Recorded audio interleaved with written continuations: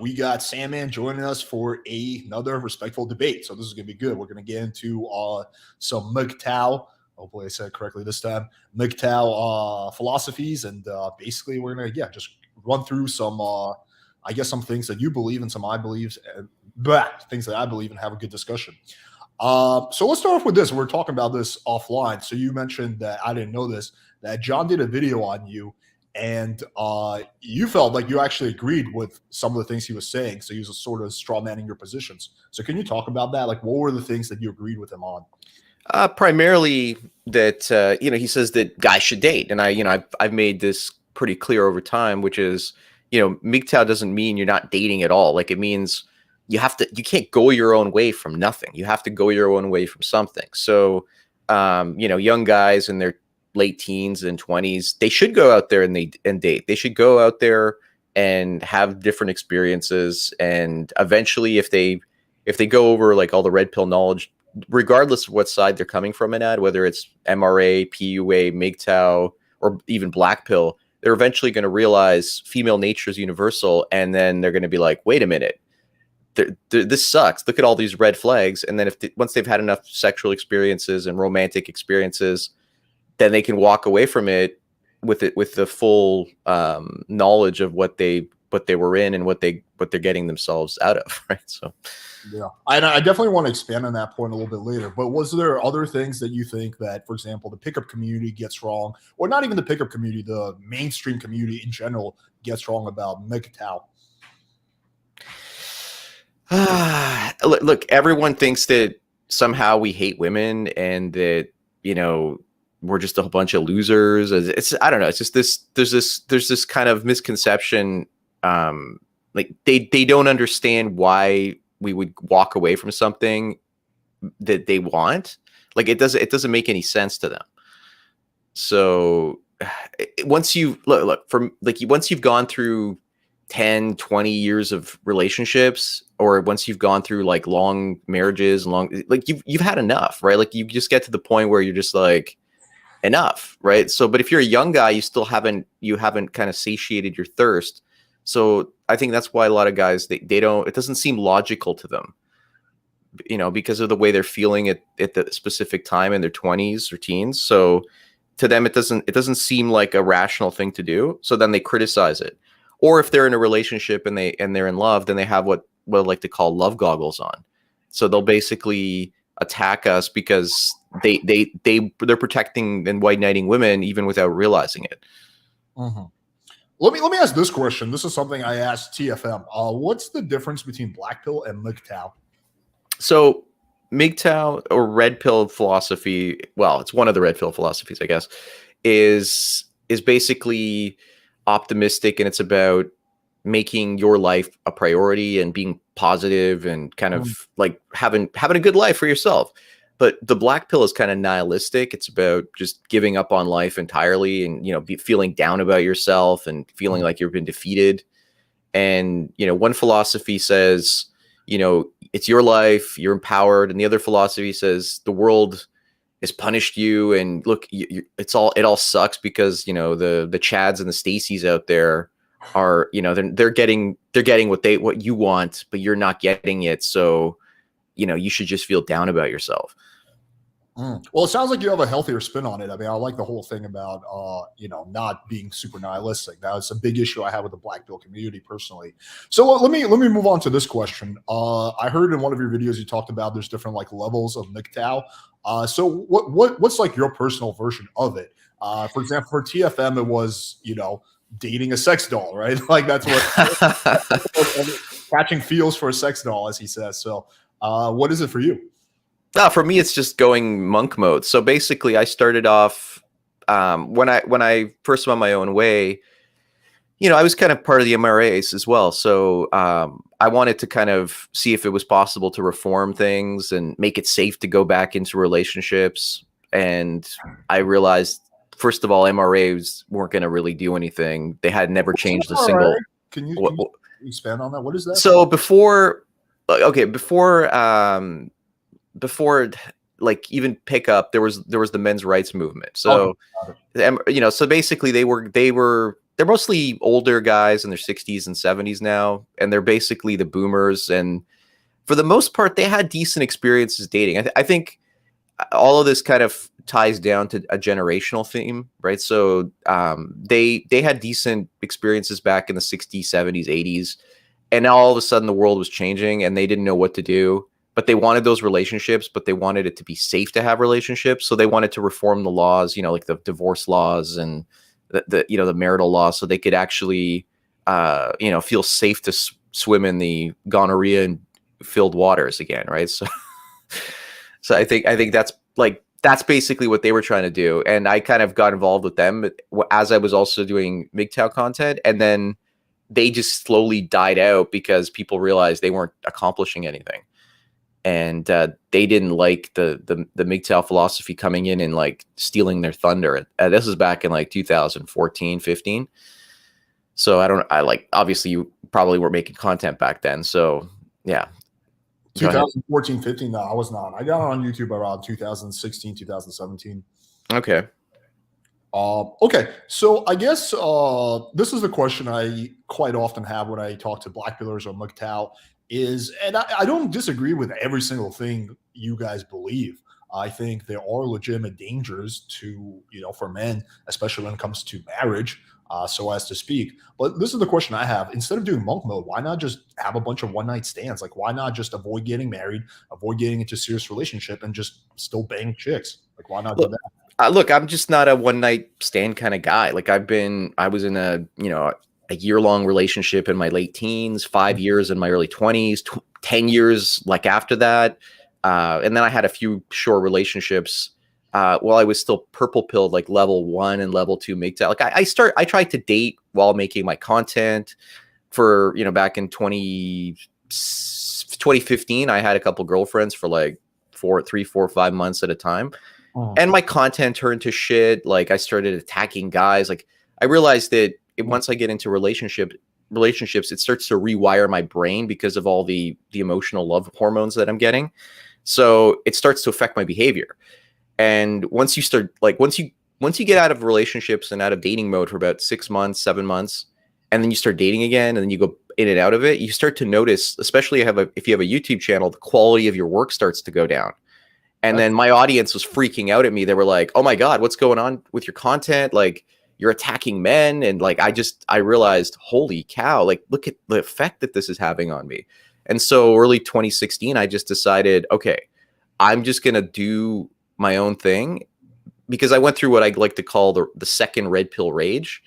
So the first red pill rage is like, you learn about female nature and it pisses you off because you think to yourself, why didn't anyone tell me about this before? Why didn't anyone tell me that women behave this way? It would have saved me a lot of trouble. So you kind of get angry at society for kind of not telling you this. You get angry at women for not telling you. You get angry at older men for not telling you. And then eventually you get into, you go back to dating after 6 months to a year. That's kind of what the MRAs told me that would happen. And it happened. So I was like, wow, like these guys are pretty spot on.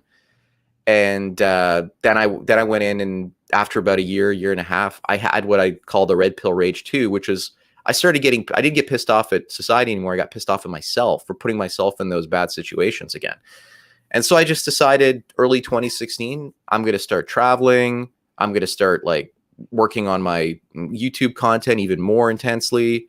And that was it. And that was 6 years ago. And I just decided after that point, I was like, I'm done with this. This is just too much of a hassle. That's really interesting. So for you, being in a relationship was having a negative effect on your YouTube channel. That's really interesting, because for me, and I want to expand on that, because for me, I'm also in a relationship. And for me, I would say it's been neutral or positive. Like my girlfriend has given me a shitload of really good video ideas that I've done on this channel. She's been on done live streams with me, answering people's questions. So I would say at worst, the effect is neutral, and it's probably closer to positive. So why do you think it was negative for you?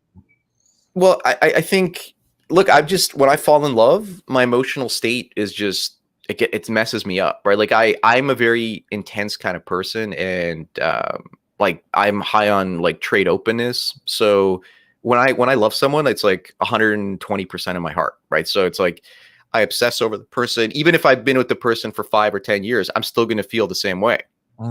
So like look, for me, it's like a very blissful experience that I don't really fall out of, right? Like some people say, oh, you know, after the honeymoon phase, you know, but my honeymoon phase never ends. So for me, like I feel like I'm like doped up on drugs for like forever. So Interesting. it shuts down a lot of like my creative energies, right? So this is why I kind of decided this is not good. So I talk to women, like I still talk to women. I'm even toying with making a podcast interviewing the most interesting women in the world. So I've got like, you know, 10 women, 15 women that I want to like interview. And I've reached out to like over half of them, and I've been talking to half of them, and they're all pretty down to earth and highly intelligent and had massive influence on my life and can compete with men on the same level. But I wouldn't date any of them. I kind of look at them as muses, you know, women that inspire me to create more. Like, you know, you talk about your girlfriend helping you to create better content. These women help me create better content, and they help enlighten me, but I don't get the baggage, the emotional baggage of having a relationship with them. Right. So I think that's what's really important. Well, as a side note, I think that's a really good idea. I think you should do that. But going back on this point, so okay, so do you feel like when you get in a relationship, you just neglect other areas of your life, basically? Well, yeah, like look, I'll get into a relationship and I'll normally have intense conversations for like 2-3 hours a day. Like the women I get involved with, you know, women just love to talk, but I can out talk most women, and they're like, wow, look at all, they don't see it as like, oh, he's having all these fascinating conversations with me, is so much that they see, oh, look, he's giving me attention, right? And I'm just kind of, and then, you know, they'll tune me out even if I have something interesting to say. It's just so because they're just enjoying all the attention, because most guys will never talk to them as much as I will. So that's a big experience for a lot of them that they've never had before. That's really interesting. Do you think that that whole issue could be largely, I guess, not completely solved, but at least mitigated just through like a lot of discipline? Like you already know yourself at this point. You know that you have a tendency to like neglect other areas of your life when your relationship. So you know, like I have a tendency to fucking eat a lot of chocolate, right? So I don't surround myself with chocolate, right? I like, you know, I do it in moderation. Do you think you could just be successful in a relationship as long as you stay very disciplined, or do you think that's not possible? Yeah, look, it's, if I'm gonna be with somebody, like right now, like back then it was easy because it was just like, she looks hot, I feel good, and that was it. Now it's like there's many layers to it. So for example, you know, I like this, the women I would have dated back then, I would never date now. Like it's just kind of like, why would I waste my time? Right. So and the problem is, if I found someone even more worthy of my time, I would spend a lot of time, you know, helping them on their life. This is what I do. Like I talk to people, I help people. And so I would just give up all that attention. And, you know, I don't know. It's just like, it's not going to work for me. Like, it's just, it doesn't work. Yeah, I mean, those are not necessarily bad qualities that you have, but I mean, they can be detrimental for sure in a relationship. If you are like too giving, that can definitely backfire. I just wonder if it would be possible, and I don't know. I don't have an answer to this, obviously. No, but like I said, what happens to me is, you know, after I start having sex, then, you know, you get this emotional state where, like you start giving and you do it without even realizing it. So for me, it's not even a conscious thing; it becomes a subconscious thing. Oh. And I can't help myself. So it's about knowing your limitations, and I know my limitations. I know what happens. I've seen what happens now twice, and I've had like tens of thousands of people criticize me and be like, "Hey, look what you're doing," and I'm like, "Whoa, I did not see that." So you know, like the whole community, this is, you know, back in 2015, was just looking for a reason to attack me. So I had like, there were like dozens of attack videos being created, and like, yeah, it was crazy, right? So it was like what Fresh and Fit kind of went through back about, you know, like 3-4 months ago when they were under attack. Yeah, but they well deserved it. Well, no, I well deserved it as well. Like I was, you know, like literally, you know, I had all the MGTOW monk guys were attacking me, and like now that they're like, oh look, he learned his lesson, he learned, you know, what these things are about. And what were you doing that was so bad? Like, why were they attacking you? Well, it's like okay, are you probably, everyone's familiar with Jordan Peterson, right? Yeah, of course. Okay, so he attacked MGTOW like probably about a year and a half, maybe 2 years ago, and again, you can't fully understand the philosophy unless you've been single for 6 months to a year, unless you've like gone through, you've kind of gotten rid of the love goggles. They usually take about like 6 months to a year to get rid of. Once you've gotten rid of them, then you start to see the world in a completely different way. Like before that, you would have been like, oh, that woman just fell over, I'm going to go help her. But then at some point you see that, oh, that woman fell over, I'm completely indifferent, I don't care. Right. So the white knighting tendencies just disappear. Well, I think you can be like, for example, I would say I'm nowhere, like I'm not a white knight by any stretch. Like I have zero desire to white knight because I've been aware of the phenomenon of white knighting for a decade. But I'm not single, but I still don't white knight. So I don't know if you have to like actually be single to like why do you have to be single to understand what white knighting is and not engage in it? Well, look, it's kind of like, I don't think it's about understanding things consciously. I think it's about subconsciously not being in a state where you're being affected, your mood is being affected by hormones.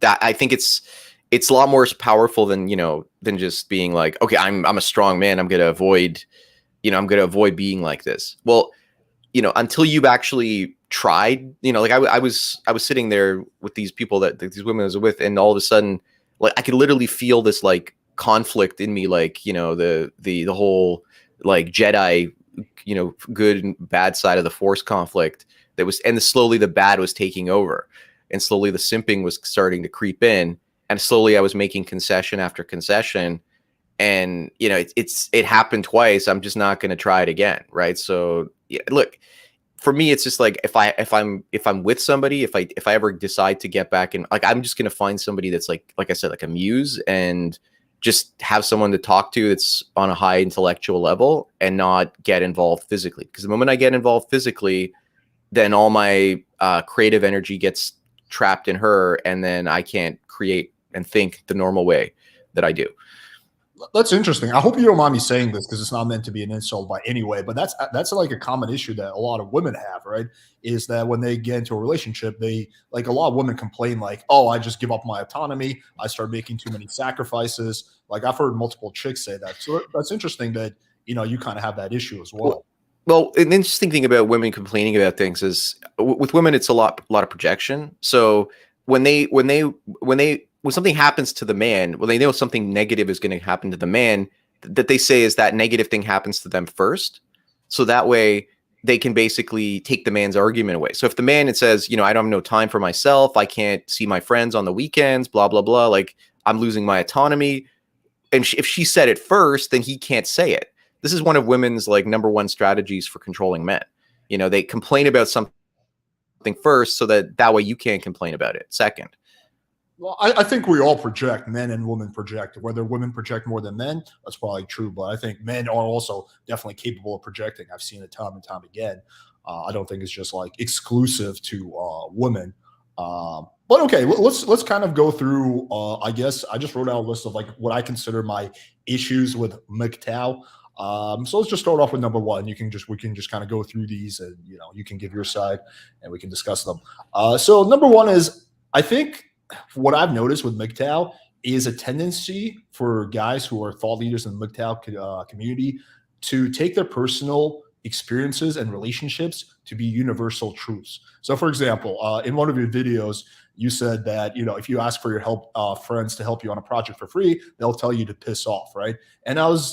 And then you make an inference about like man's nature. So I was like, as I was listening to that, the thought that came to my mind, again, I don't mean this with any offense, is like, you have shitty friends, bro, because I know if I like, I've asked my friends for like all kinds of crazy personal favors time and time again. They always do it, right? But I think when I was 18, I had shitty friends, I would have had the same reaction. My friends would have told me to piss off.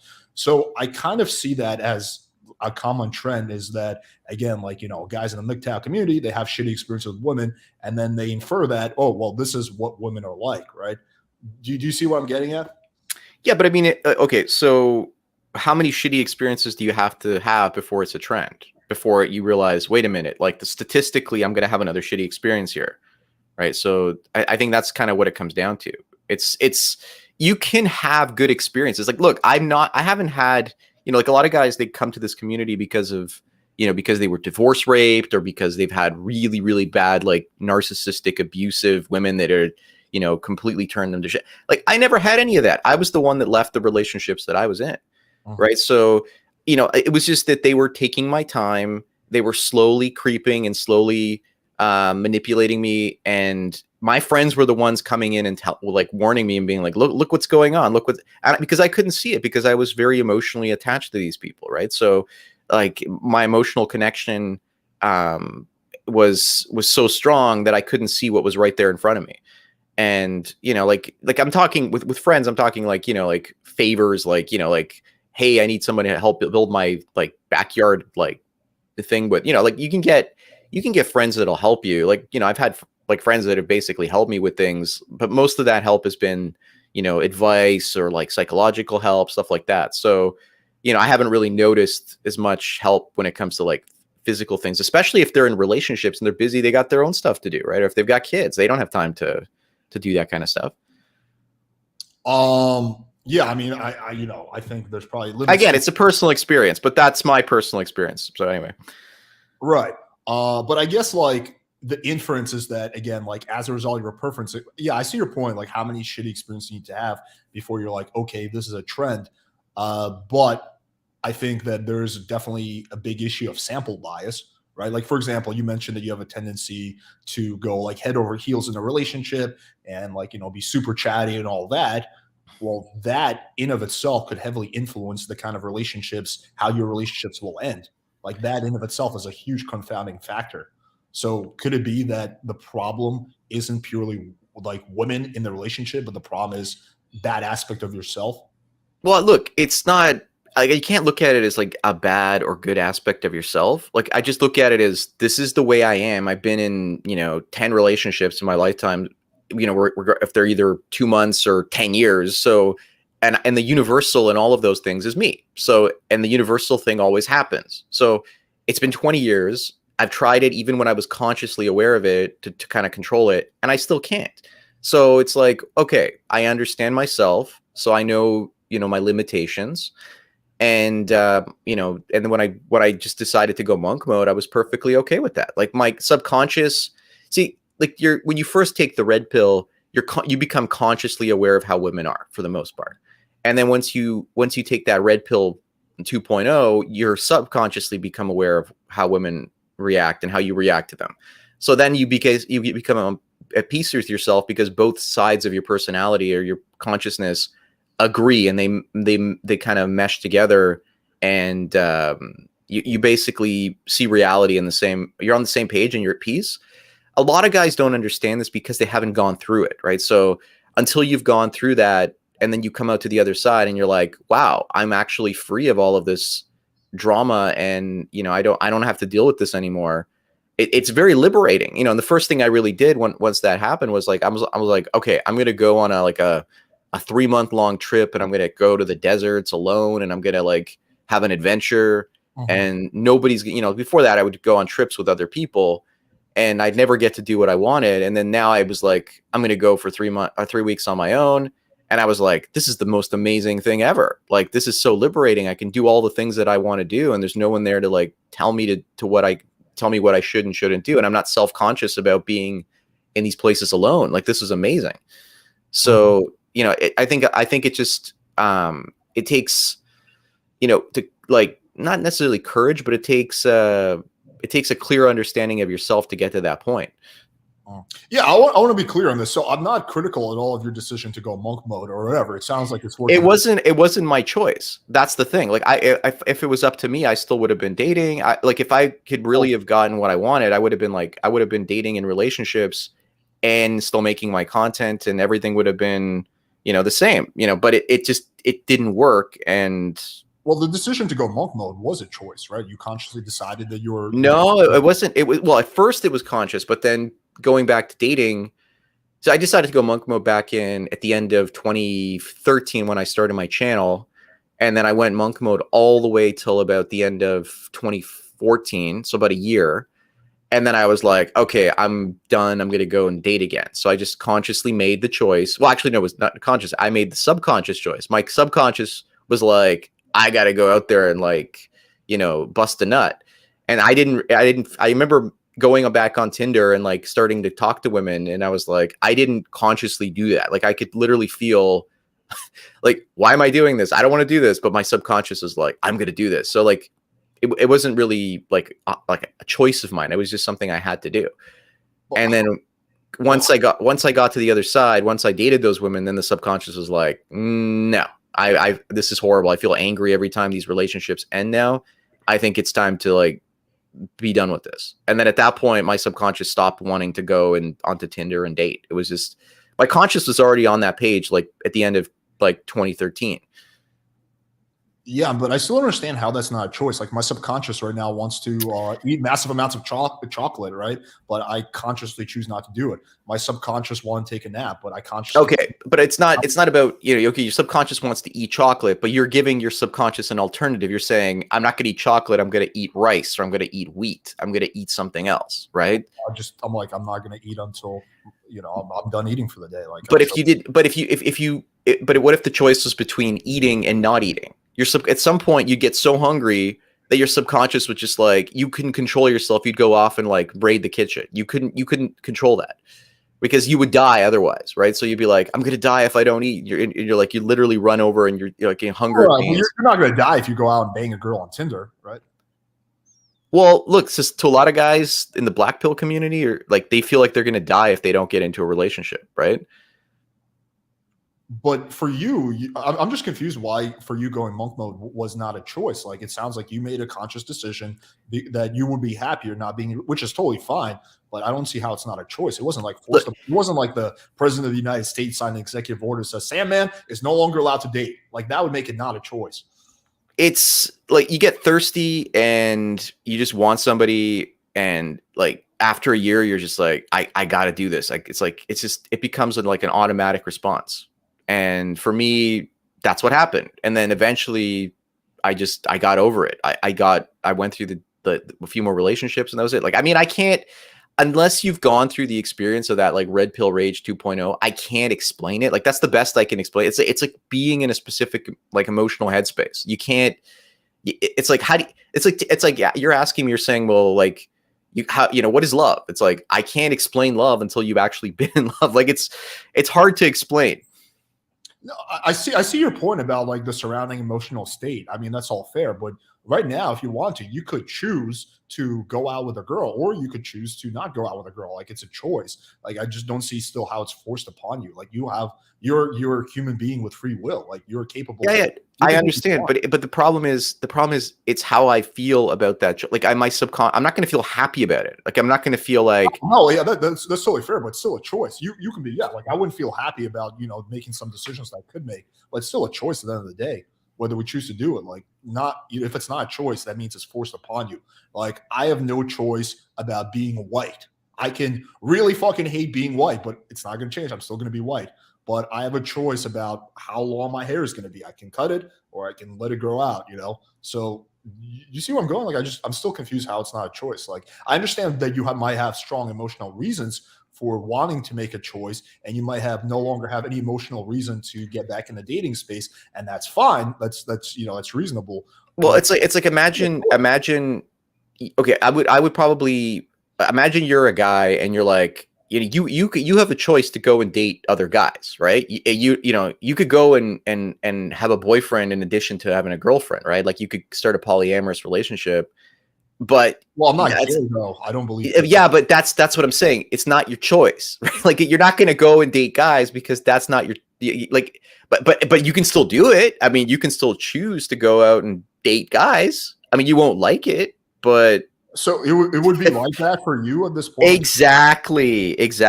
Right. So that's what I'm trying to explain. Like it's not a choice. It's more of like, it's going to make me feel kind of disgusted at this point.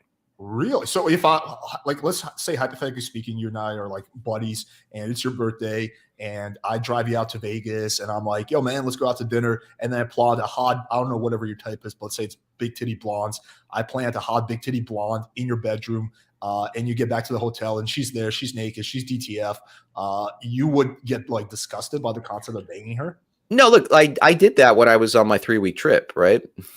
So I kind of just ordered you know, that for myself. And that was the last time I did that. I don't care anymore about that stuff. So, look, I it's just, but again, it doesn't mean anything to me. Like, it was a fantasy. And then after that, I was like, no, I get it. I've Yeah, tried. no, I get that point. Like how it doesn't have any kind of. I guess I'm trying to gauge how strong your emotional response would be, because I see what you're saying doesn't mean anything.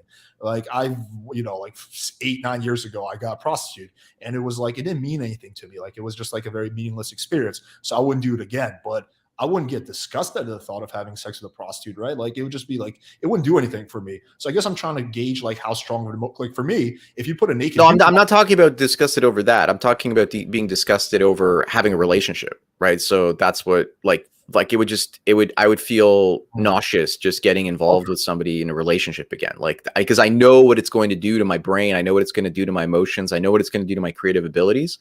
And my subconscious is not going to be happy. My conscious is not going to be happy. So like, it's like putting your hand in the fire. I don't want to put my hand on the fire anymore. Like, even, it's like, it's painful, and I know it's painful. I'm not gonna do it again. No, that's fair. I mean, I don't think you should do things that cause you pain. And if being in a relationship causes you pain, then yeah, don't do it. I mean, that obviously makes sense. Look, it causes pleasure, but the pain and the negatives outweigh the positives for me.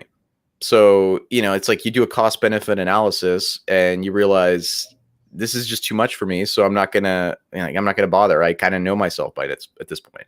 No, I mean, look, I'm a big proponent of, like, I'm sure that if you were like debating a whatever feminist or something like that, they would say, oh, well, like everyone can be happy in a relationship. I'm a big believer in that, like, different strokes for different folks. So for me, for example, I don't want to be in a long-term monogamous relationship. That wouldn't make me happy, even though that's what most people do. So I don't do it. So for you, if just completely avoiding relationships is what makes you happy, then I'm all for you doing what works best with your brain chemistry. So I have no issue with that. Like, if you've learned through experience that for you personally, based on your personality and brain chemistry, getting into a relationship has too many cons, and the pros are outweighed, then yeah, that's like that. It makes sense for you not to do a relationship. Like, that's a logical decision, right? Well, it's logical, and it's irrational too. If you're both your conscious and your unconscious are on the same page. So right. I guess though, what I'm more referring to is, so I have no, intellectual issue with you choosing to go monk mode or whatever, or we can call it not. But look, the thing is, a lot of women and a lot of guys do have an issue with that. Like, I've told women, like, oh, I'm just not dating. I'm going to stay single. And then the first thing that comes out of their mouth is like, you hate all women. It's like, but I'm just making a choice to be single. It's like, they don't see me as my own property. They see me as like this property of this like female collective that wants to, like, use me for whatever purpose. And then guys see me as like, how dare you like reject women when, like, I love women and I'm in a relationship. And, because once you white knight for your girlfriend, you start white knighting for other women too. And I notice these behaviors in myself. So I understand where they're coming from. Well, I think it's because you're making a very unconventional choice. It's like someone choosing, to be a hippie and travel around the world instead of getting a job after college, right? It's an unconventional decision. But look at it this way. Like, okay, if I make that decision, then and I'm firm on that decision, and there's like proof that I've been like single for like 5.5, 6 years, it starts to affect other people, because it starts to make them think, maybe subconsciously, I don't know, like, but it makes them feel insecure, because they feel like, well, I need this in my life. If I don't have this, I don't feel complete. And then somebody shows up and tells me they feel complete without it, then it starts to get them to question their own sense of like self-worth and value. And that can be really scary for a lot of people, because it's like how, like if I say to people, well, I don't need to eat or drink anything, and I can walk out in the world and I won't starve or die, and people look at me and they're like, he hasn't eaten anything in months and he hasn't lost a pound. Like, how's that even possible? I'm just speaking hypothetically, but yeah. People would hate that. They'd be like, how come I can't figure this out? Like, they would feel insecure because they haven't reached that level of enlightenment. Right. So I think there's a lot of insecurity that comes from a lot of people from not having the same point of view. Like, I've had guys who contact me. They're like, how did you get to the stage you're at? Like, I want to get there. Right. Like, they want to be free of relationships and all the drama. And then I've had other guys who tell me like, wow, like I got there. I went through that second red pill rage and this is incredible. Like, and I'm like, exactly. And now they're like, I'm free. I can do whatever I want. Like, I don't have to, I don't feel obligated to go out and date like I used to. So, you know, I'm just trying to like understand myself and trying to understand human nature to kind of guide people through, you know, all the stuff we're dealing with. Yeah, I mean, I guess I see your point. How some people could feel insecure about that. I mean, me personally, I feel like 0% insecurity about that. Like, I have no desire to get to where you're at. That's not to say that I think you're worse than me or something like that. It just, for me, the pros of banging chicks and having relationships with women like heavily outweigh the cons. Well, how old are you? Look, you like you're in your early 30s. I'm 32. Yeah. Yeah. So, like, usually what happens in your mid to say late 30s, you basically that's kind of when like a lot of guys, you know, will say, oh, that's a midlife crisis, or yeah, it's a midlife awakening, or that's when your big head starts to outthink your little head. Like, I don't know if you're familiar with Terrence Popp, but he said like around 35, that's usually what happens. And that's pretty much what happened to me too. Like, you know, like around that age, it's just kind of like a lot of guys, they start to see like their hormonal levels, their emotional states start to change. You know, they start to become more rational around women as opposed to, you know, like irrational. And so all of a sudden their behavior starts to change. Well, you and I are largely very, very different people. For example, you say you never really enjoy one-night stands. I love casual sex. I fucked hundreds and hundreds of girls, and I enjoy it. I never really, for the last 10 years, I don't act irrational on women at all. Like, I don't white knight. I don't act irrational on women. So you and I are largely different people with different. Yeah, you've had the experiences. You know, you have had all that sexual. You've learned through experience to disconnect sex from emotions, right? So because you can't technically get emotional with every single one of those women. At some point, it's gonna like, it's very easy for me to have emotionless sex. Yeah, because you've kind of burned through that circuitry, right? So you've kind of, you know, everyone's kind of wired, like the first 5-10 relationships you've had, you were probably emotionally connected to them heavily. Well, so I think people are wired differently. Like me, I never had that strong emotional connection with sex. Like, I probably had a little bit with the first 10, but it wasn't strong. It was super mild. Like by girl number 3, I already have like close to no emotional attachment with sex. That's not to say I can't form emotional attachments. I can, and I do, but it's not from sex. Yeah, but so people are wired largely differently. Like you, and it's also there's also the personality types too, right? So like, because I told you that, you know, I'm high on openness, you know, I'm seeking out like highly like you and I are largely different on that. We've got different personality types. So, you know, from that point of view, you know, like I'm kind of bouncing around from like topic to topic, and you're just kind of you're plowing through that one specific topic. So you're on a narrower range of I'm not sure which of the 5 personality types you have, but you know, you're a lot narrower, like in terms of like what you're discussing. So, you know, that's probably part of it as well. So again, I can't if you're on a different personality type, then you can't have the same experiences than I can, because we're technically wired differently, right? So, you know, we definitely are. Like, you and I are definitely wired quite differently, and that's okay, I think. The one thing I would want to comment on is you kind of refer to, I guess, being where you are like a state of enlightenment. And I guess with the way your brain chemistry is, it could be, but I don't think that is like that for a lot of people. Like, no, I don't. Okay, you admit that. Yeah. Okay. Look, I admit the place that I've gone to is very difficult to get to, right? So it's not something that was easy for me to get to, and so that's why I kind of like, I'm grateful that I got to this place. But what I'm saying is, I don't think for a lot of people that would make them happy. I think for a lot of people that would actually be a negative, being in a place where you're at. Well, no, like for the longest time, I wasn't like happy back in 2014, 2015. If I was single, I wasn't happy. Like I wasn't happy. This just happened on its own. Like I don't do things to kind of become the way that I am. I kind of expose myself to different things, and then I allow those things to kind of change me over time. So, you know, it's just once you have enough experiences under your belt, it starts to like alter who you are. Right. Okay, fair enough. Let's move on to the second point. So I guess the second issue I would take with a MGTOW community is I see a lot of extreme solutions to simple problems. So, like in one of your videos, you're saying that a man who wants to have a kid should go to Mexico and pay a surrogate mother like 30,000 to have one. But like that's such a I feel like that's such an extreme solution to a simple problem. And like my solution to that would be very selective about picking a partner, because the downside of doing that is one, costs you $30,000. Two, that kid is not going to have a mother, which is going to be, definitely drastically is going to impact their development. I would say the second one's probably more significant. There's all kinds of downsides to doing that. So I guess like, why is it that like in the MGTOW community or Black Pill community, I know you guys are different, like there's that tendency to arrive at such extreme solutions to problems? Well, okay, so it's like I've talked to guys who've gone off and like they've gone to like Ukraine and they've had they basically paid for eggs and they had a surrogate and then they've done all this stuff. Like they were like, thanks to you, I went off and had a kid and this is great.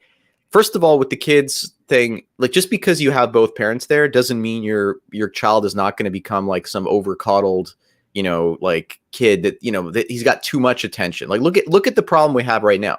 There's too much safety in kids' lives. They're not allowed to kind of be kids anymore. They're coddled and protected because we just aren't having as many kids as we used to like a couple generations ago. So like a kid that doesn't have a mother to, obviously there's going to be like a grandmother, there might be an aunt, there might be, he's going to run into girls and he's going to have different experiences. Like there's people were, whose parents, one of their parents died when they were young, right? So, and they turned out perfectly fine. So I think, having some hardship in your life actually builds character.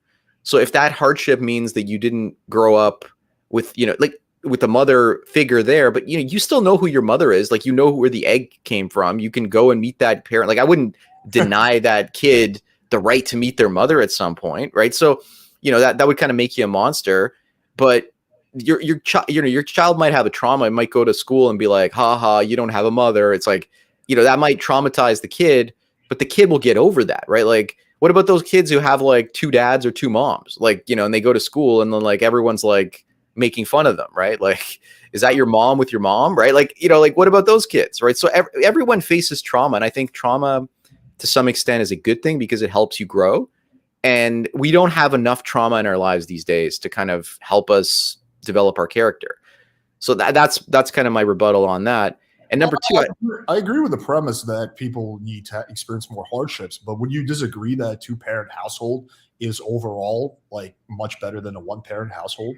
Well, okay, but then it also depends on which two-parent, or like which single parent is in the household. Like, so they've done studies showing that a two-parent household is better than a one-parent household, specifically a single mother household.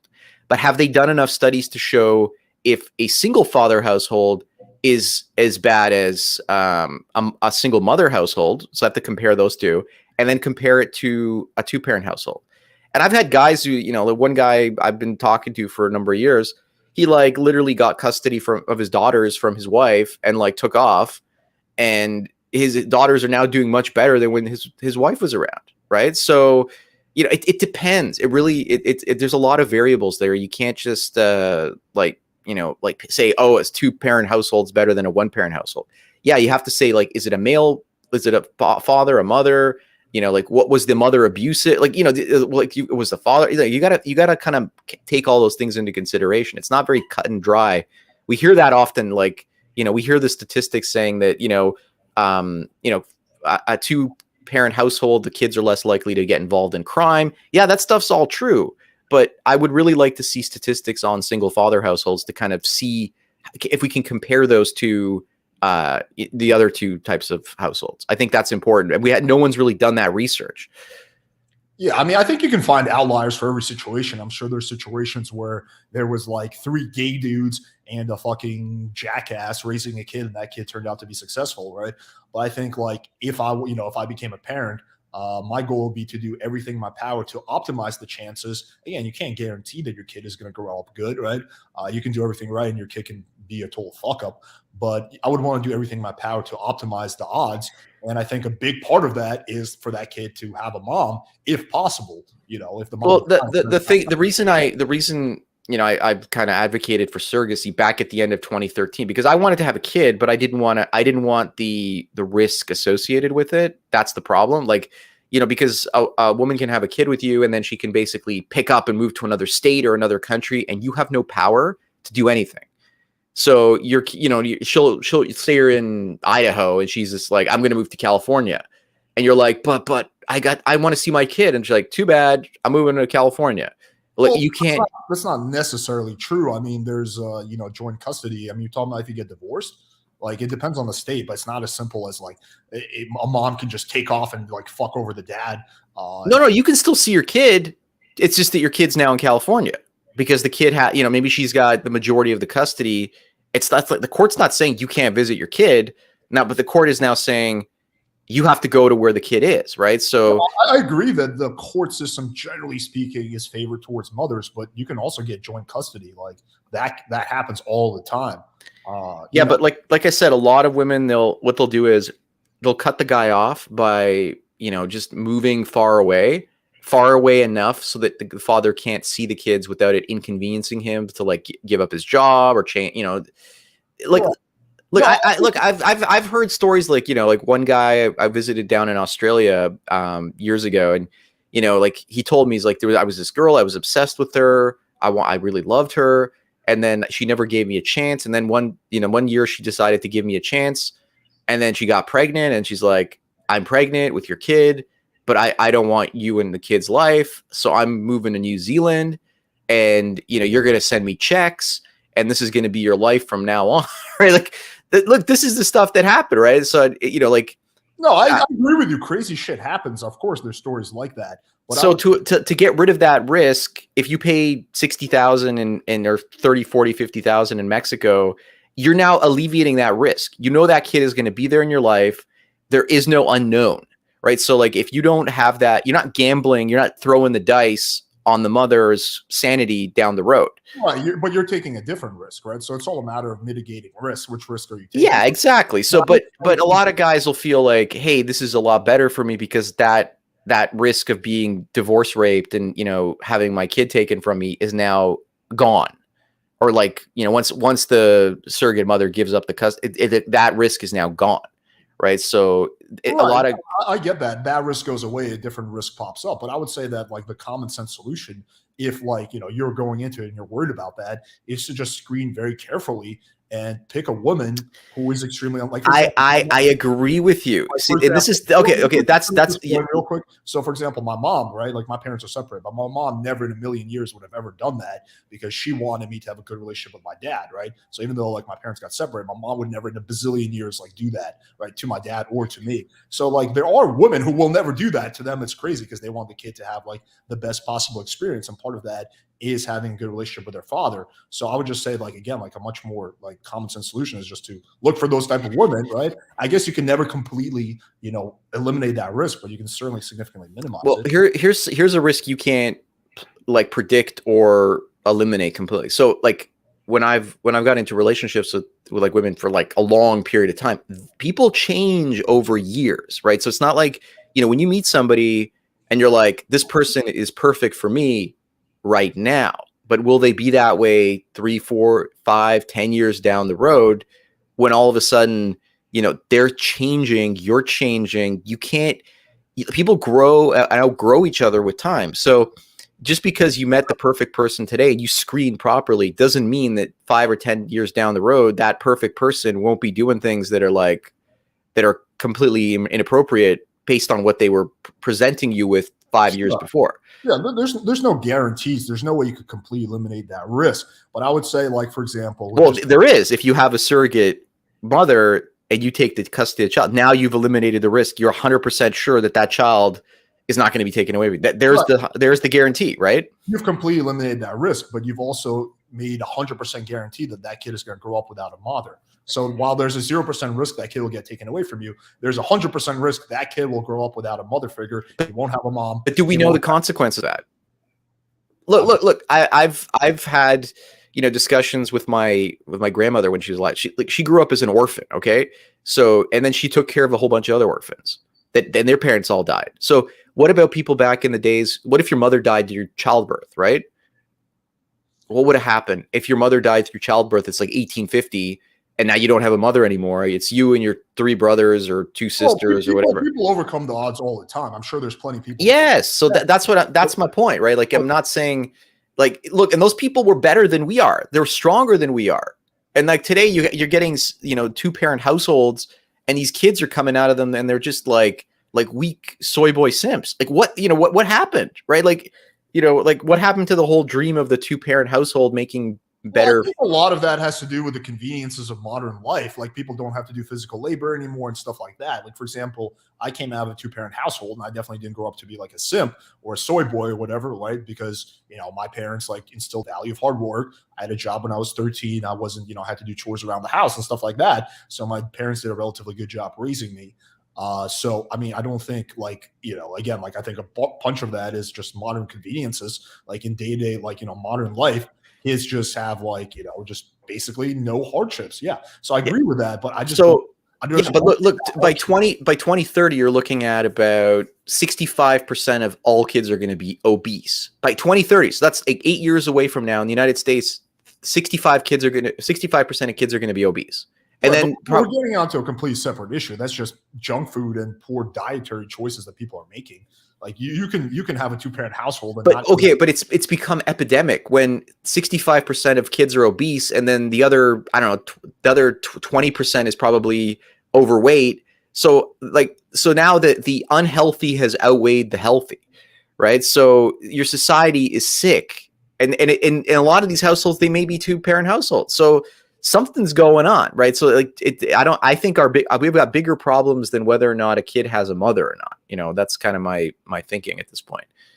Well, I think there's a lot of issues that, that people face nowadays, but I think they're completely separate issues. Yeah. Like, people eat like shit, and there's a lot of, fucking fillers and all kinds of nasty shit like soy and processed sugars in food. That's a completely separate issue than like someone growing up without a mother figure. I mean, I think that for a man, for example, that can result in, having a hard time forming relationships with women, right? Because you never had a mother figure in your life. We don't have enough data to kind of conclusively go one way or the other. So I think we should just agree to disagree at this point, right? I think that's kind of like the way I see it at this point.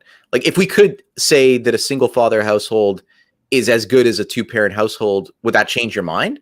Yeah, it would. But we don't have that information. So until we have that information, it's kind of pointless to kind of debate something that we'll never get the answer to. And if we even did those studies, the feminists would shut them down immediately, because it would show that men are better at raising kids than women. So they don't want that. Yeah. I mean, I don't think there's any, there might not be any scientific data, but I think there's enough anecdotal evidence for you to come to a conclusion. And again, we can move on to the next topic. But like, I have friends who, whose moms died when they were young, or who grew up without a mom.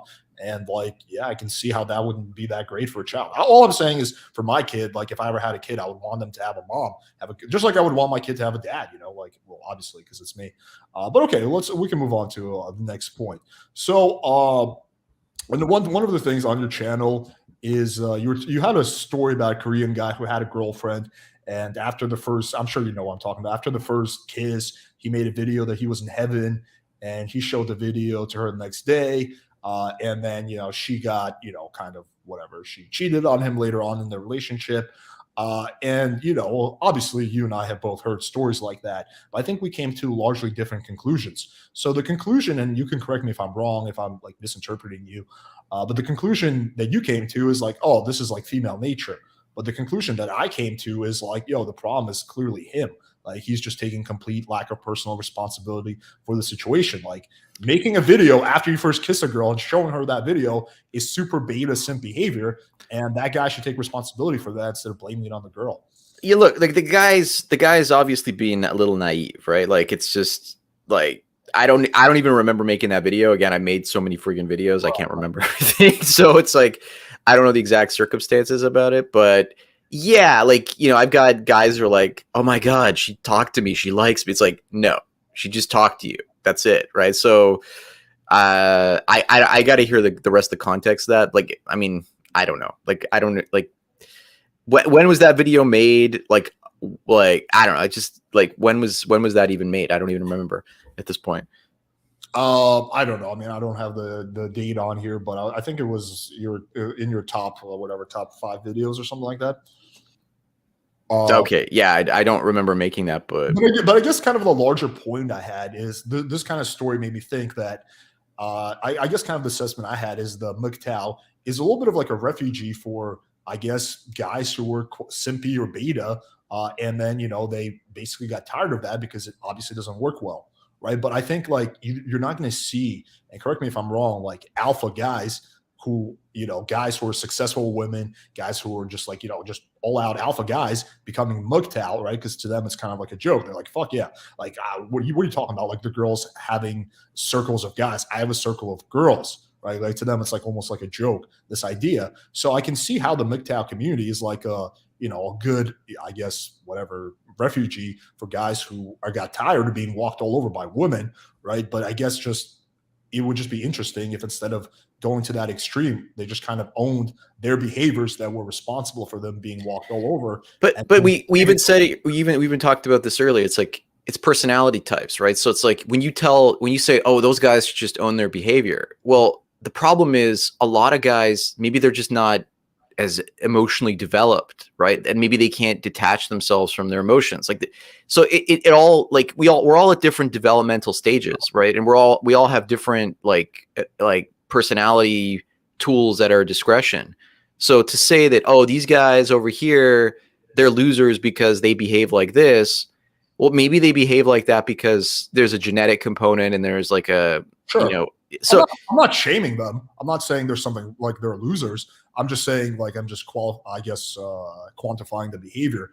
But I mean, would you agree with me that people can change, like people can grow and evolve? Yeah, but the thing is, sometimes we don't really know which direction we're going to grow and evolve into, right? So, like to say, oh, I'm going to become like this.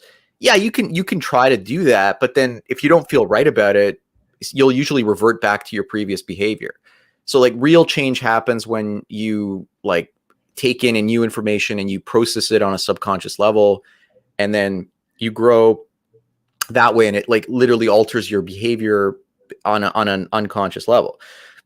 So, like to tell guys, hey, you just need more confidence, bro, and go out there and cold approach women. It'll work for some guys, but it's not going to work for everybody. Right. So that's one of my biggest hangups about like the PUA community in general, which is it's just like, if you do all these approaches, then you're going to get. Yeah, I mean, I don't think it's as simple as that. And I think identity level change takes a lot of time and effort. So I don't think just like for that guy, just cold approaching a bunch of chicks is going to be like the solution. But for example, I can tell you with me, like when I was a freshman in college, I had experience when I was a virgin. I had a hot chick who I had a crush on sleep in my bed, and I was just too much of a pussy to make a move, right? And the next day, or not the next day, but I guess a few weeks later, she wound up dating someone else. And I guess I could have come to the conclusion that, oh, fuck these chicks, blah, blah, blah, blah, blah. But, I guess what I came to was, hey, I was a little bit of a pussy. I should stop doing that. And over time, I stopped being, that much of a pussy, right? So I guess like, well, I mean, that just comes down to having the courage to make a move, right? That's right. it. So you basically look. So you got to put yourself in positions in your life where you're basically not forced to be courageous, but you have the opportunity to be courageous. And then if you put yourself in enough of those positions, then eventually you'll muster the courage to make to take a risky move. Well, I think you got to consciously override your fears, because in that moment, at least the first few dozen times, you're going to be anxious, you're going to be unsure, so you have to consciously override that until. Yeah, but look, some guys I've talked to, they get that one-itis and they're obsessed with the girl for like a year or two, right? And I'm just like, oh my god, he's still thinking about her after a year. Like, what do you like? Even it never got that bad for me, but some guys they get one-itis for a girl for the rest of their life. So again, everyone's different, right? Like everyone's going to kind of come at this from a completely different point of view. No, I totally get that part, and I think the journey is going to be different for everybody. And I think that the level of success, quote unquote, that we can achieve will depend on you. Like it's not universal outcomes for people, but I do see it as a little bit of and you give your counterpoint as a little bit of like an easy way out, where you're just like, you know what, fuck, chicks are like this, fuck this shit, rather than having to face your fears over and over again until you change who you are. See, I think you're coming at this discussion with some conclusions, and now you're trying to kind of take your conclusions and make them apply to like a lot of different scenarios and like apply to society in general, just to kind of make sense of reality for yourself, so that it validates your choices in life, as opposed to just kind of letting other people kind of live their own life the way that they feel is good for them, right? So I think there's a danger. It's like, okay, like it's a conservatives, right? Like a lot of conservatives, what they'll do is they'll say, this is how you live your life, right? And then if the moment anyone deviates from that life path, they start getting on their back and they start saying, well, no, you got to do this. And it's like, but I don't want to do that. I want to like go off and live in the desert as a hermit. And they're like, you can't do that, because then, all these bad things are going to happen to society and you have to live like this. It's like, I think you're kind of getting into this danger of like, your own confirmation bias. You're trying to like apply it to other communities and other groups of people. And I think like, I don't know if you're consciously aware of this, but I think you're doing this, right? And it's kind of like, you're not coming at things with an open mind so much as you're coming at it with like a mind that's already made its own decision and based on people's behavior and point of view, as opposed like for example, I reached out to the black pill community, and everyone's like, why are you reaching out to the black pill community? They don't like MGTOW. Like, they're like, they're all nihilistic and stuff. But I'm like, but we agree on so many points. Like 90% of everything we agree on is there. Right. So like, I think it'd be more productive for you if you're having these conversations is to actually find the commonalities that you and the people you're talking to have, and then allow the differences to kind of stay out there as like a question mark until you've either experienced them yourself, or until those other people kind of like can prove you wrong or right. So that's just kind of. Well, I think you're misunderstanding me a little bit. I'm definitely a libertarian, so I believe people should do whatever they want to do. I have no issue with a whole, people choosing to live their life the way they want to. Like, remember how I said, I think, if for you this works, then that's great. Who am I to criticize it? So that's not my issue at all. I'm logically dissecting some of the, I guess, the thought or opinions in the MGTOW community. I have no problem with people choosing to live their life whichever way they want to. That's not an issue for me at all. Right? I don't care about that. You can do what you want to do. I have no problem with TFM, like, up with this fucking sex robot. It doesn't affect me. Well, look, I asked him about the sex doll, and I said, like, how many guys do you know out there that actually love their doll? And he said, none.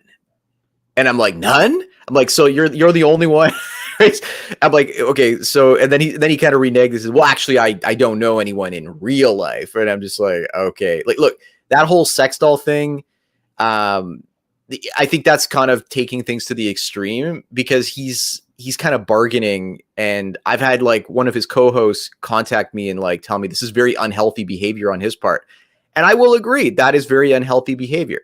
Look, I've had, he got his doll from the dollhouse. I had 2 dolls sent to me from the dollhouse, and, I still have them. And, like I looked at the doll technology and I said, okay, there's a few good things about this, but for the most part, this will never compete with a real person, right? So it's like maybe he's doing it for the sales, which I really don't think so, but like he's dressing it, he's spending a lot of money putting clothes on it, he's actually like putting makeup on it, he's spending a lot of time caring for this. Besides the point, I mean, I think we could spend like 2 hours trying to understand why TFM does what he does, but I think it's besides the point. Like, what I'm saying is I don't have any kind of problem with him doing that, or people living the life the way they want to live.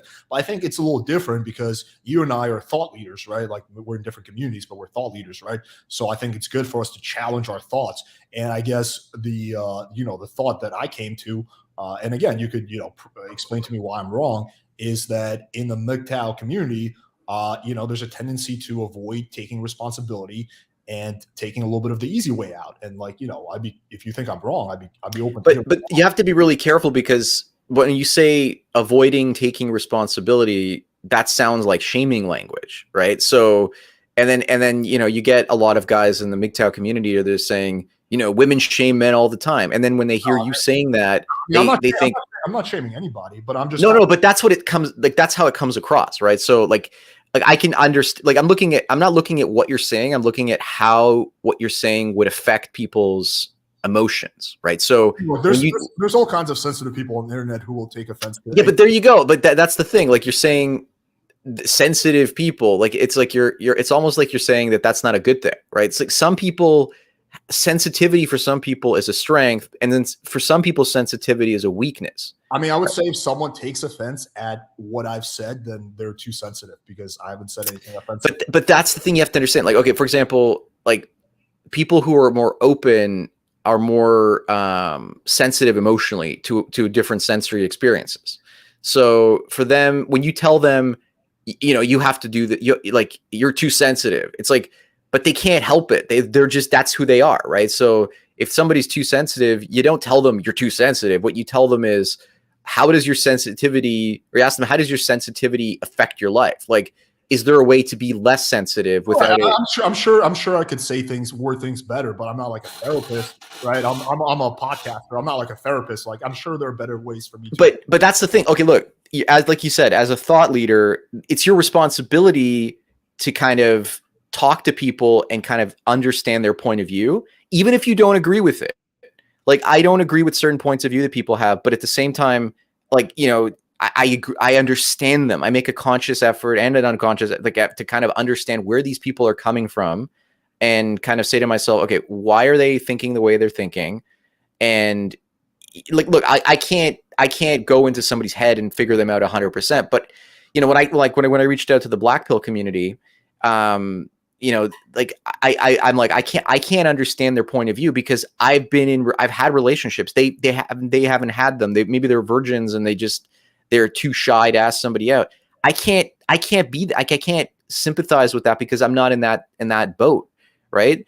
So, but I can still empathize with their position. I can still kind of feel, you know, like, okay, this is really tough for them. Like, I really wish them luck over this. And I'm not going to like berate them and say, oh, you should just be stronger. I mean, hang on. I'm not trying to berate anybody, but I think I am trying to understand. But you see, I'm not saying you're doing any of these things. I'm not saying that, but I'm saying like the fact that I said this and it like apparently struck a nerve is kind of shows something right there. It shows that it didn't strike a nerve. I'm just responding to what you said. Okay, gotcha. Like, you didn't trigger me or anything like that. I don't really. Okay. Yeah, I don't like. For example, me. We're talking about sensitivity. I don't get sensitive. Like, I don't get triggered at all. Like, it's close to impossible to trigger me. So you could call me a dumb blonde faggot, and I'll like still laugh about it. It won't trigger me. Not that you would ever say that. But again, like, so like we're talking about like understanding. Like, that is kind of my assessment. And again, if you think I'm wrong, I want to hear why. But I guess my assessment of is that, yeah, someone who has a hard time with women, for example, right? You know, they get walked all over. They decide to, instead of, you know, taking, I guess we can call it personal responsibility, use another term, and changing who they are, they take the path of least resistance and they come to the conclusion that the problem was the woman. So that's like my assessment. It's like, okay. So now we're okay. So when the whole MGTOW thing is not, and the whole red pill thing in general is a numbers game, right? So it's like, okay, you have to ask yourself, there are good women out there. It's like I even told you earlier that, you know, I'm gonna work on this podcast, and you know, I want to like find these women who are the examples of the shining light on the hill, right? And that are good examples of like what women could be if they've reached their potential. Fine, that's perfectly fine. But what I'm trying to say is, just because, sorry, just repeat what you said. I'm just kind of losing my train of thought there. Yeah. So like I said, my assessment of, you know, the majority of the guys in the MGTOW community is that there were, you know, nice guys or beta guys or whatever, or simpy. They had a series of bad experiences with women, or maybe it took a few, maybe it took a lot. Yeah. But there's a lot of guys who have that. But some guys, they go the path, you know, of say, okay, what can I change about let me just finish. What can I change about myself to avoid these experiences? And some guys, they say, oh, the problem is, you know, women, right? You know, women are this, women are that. And so I'm going to, you know, avoid women, or, you know, I'm going to. Yeah. Like once you've had enough bad experiences, you just decide, okay, Right. Well, like why should I bother anymore? Because The you know, let's question say okay, like okay, so say a guy got involved with 10 different women over the span of like 5 years. Mhm. And all of a sudden, you know, he's dating these women and like he's having a bad experience every time. At what point, if he hasn't met a good woman, does he just give up? Like, or does he keep going for the next 5 or 10 years after that? Like, at what point would it be rational for him to kind of say, I give up? Well, so that guy, he has like two options. He could say, okay, why I've had 10 bad experiences. What's the issue? And you could say, well, the issue is women suck, or whatever. You can phrase it nicer. Or you can be like, well, actually, the issue is, some things that I'm doing or some aspects of my personality that are tracking this. And how can I change those things? Like he could have two guys could have the same exact set of bad experiences, but they could handle it in a completely different way. Like you see this with completely pretty much anything. Like one guy might go through those bad experiences and it might force him to kind of become better and improve himself. Right.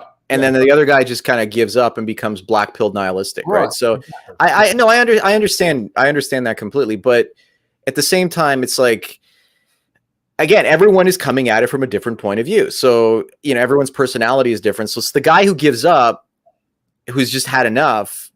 There's nothing wrong with him giving up, right? There's nothing wrong with him saying, I'm walking away and I'm done. But you're kind of like from just the feeling that I get from what you're saying is like guys shouldn't give up. That's kind of your perspective, right? I think people should do what makes them happy. If that guy consciously decides that him giving up is what's going to make him happy and he's not lying to himself, then I'm all for him doing that. What I'm not for is guys, I guess, again, giving up. People can do whatever the fuck they want, but I think it's a mistake for guys to give up and be miserable because do you understand? Do you see the cognitive dissonance there? You're saying it's okay for guys to do whatever they want, but it's a mistake if they do whatever they want and give up, right? Like that. Well, so it's like there's a contradiction there. There's a contradiction in your logic, right? No, I don't see it that way because, again, like what I'm saying is people can do whatever the fuck they want. I don't think there should be laws, or I don't think I'm in a place to tell people what to do. But in my opinion, like what I it's like saying values and ethics, right? Like if you want to if you want to cheat on your wife, that's your choice. Like who am I to tell you can't do that? But I personally don't want to cheat on my partner. I think that's fucked up. Like okay, it's like saying. You know, I think it's okay for people to have the choice to eat or not eat ice cream, but everyone needs to go to Haagen-Dazs, right? Like it's like it doesn't, or not everyone needs to eat Haagen-Dazs or go to Baskin Robbins, right? It doesn't make sense. Like I think maybe you're misunderstanding because they're two separate things. What I'm saying is that like for example, I think that if people don't want to go to the gym and work out and they want to be fat, that they're entitled to make that decision. I don't think there should be laws in place to prevent that. I don't think they should be shamed for it or whatever. But if you ask me, in my opinion, I don't think that's a good decision. Like it's not something I would do, nor would I want it for my kids. But if people want to do it, it's fine. So they're not different things. It's like you can have nuanced opinions. You can think that something people are free to make up their own minds, but you can still think that decision, the conclusion they came to, is maybe not a good one, right? Like I don't see how those are okay. It's like okay. I understand where you're coming from on that, but I think it's not like murder. Like I think murder should be legal and it's wrong. Like there's no contradiction there. Like or theft or something like that. This is not like that. This is something I think that should be fully allowed. People should. Okay, but you're basically saying people are free to have whatever value system they have, right? But you're saying that your value system is the one that that should be the one that they follow. I'm just saying, in my opinion, that's a bad value. Yeah, but like again, you have to put yourself into other people's shoes. Like it's really, really important that you start to like instead of like coming at this and saying like these guys are beta simps, they're just not asking women out, they have a problem. Maybe start to say, okay, how do I get into their headspace and understand them better? Like, look, if you're doing coaching programs for guys, and I'm not saying I don't want to be mischaracterized. I'm not saying the beta simps. I'm saying that I think I'm not calling them like, hey, any guy in MGTOW is a beta simp. I'm saying that I think that a lot of guys who choose this path were initially beta simp. You know who else was a beta simp? Me, to some extent, like I was when I was younger. So I'm not saying that to shame them or to like label them. I'm just saying that's how I think a lot of guys, like I'm making a statement of fact, not a judgment. That's the key thing I want to point out. Look, I think almost all of us at some point when we're like in the 7th, 8th, 9th grade, we have no experience. We have, we've got to muster up the courage. This is just normal kind of the stuff that happens as you grow up. Like it's not completely, because like a lot of my friends, for example, they were successful with women, they were successful in their dating life when they were my age and I wasn't. So I mean, I'm not gonna just, I can't just chalk it off to normal development. Like I think for whatever combination of reasons, I was socially stunted when I was younger, so I can't like just chalk it off to like normal human development. That would be disgenuine. How are you emotionally stunted? Like I wasn't able to, like I didn't have any idea of how women functioned. I had no idea how to date. I had no idea how to be around women until I was like in my early to mid 20s. Okay. And what about them? They just kind of fell into relationships and dating back in their teens? Yeah. Okay. I mean, look, for me, I just know that when it comes to finding somebody in your teen years, women for the most part are going to go for who they're attracted to, and they're going to basically find the guy who's got the muscles and the self-confidence. You don't even have to like ask them out. They're going to just hover around you and they're going to like try to get your attention. And then you can just pick them as they show up. So, that's another thing I have an issue with like the whole coaching community for dating.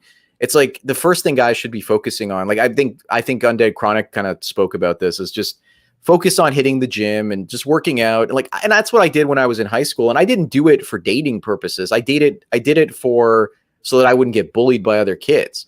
And then the knock-on effect of that was that I would get attention from all these girls I never even realized I was getting because of that. I just thought that that's what, girls were interested. And I didn't think that had anything to do with, me working out. But looking back, that's pretty much all it was. Yeah, I think working out is great, and I fully encourage everyone to work out, but I don't think it's the end-all, be-all solution. And I think quite often it's not enough. And it would be a cop-out for me to say that the reason I wasn't successful when I was younger was just simply because I didn't work out enough. There's a lot of other reasons. Yeah. That would be a big cop-out. Like I was socially awkward around women. I also had no idea how women's minds worked. Yeah, but look, what'll happen is if you work out and you get their attention, it'll get your foot in the door, right? But you still need to kind of develop a personality. You still need to kind of understand how to like handle their fragile egos. So there's a lot of other things you have to kind of learn, and that just kind of happens with time. But I have to take more responsibility than that. I also had a fragile ego when I was younger. Yeah, I was the same way, so that's perfectly fine. But we got to take personal responsibility. Like we can't just deflect for our shortcomings. Yeah, but there's certain things are kind of ingrained in our personality, and then other things we can change. And so we have to do is identify what we can change and what we can't change. And then that'll kind of give us the low-lying fruit that we can kind of change first in terms of like our behaviors. And then the other stuff we can't change, like certain drives that we have within us, that we just have to kind of accept those.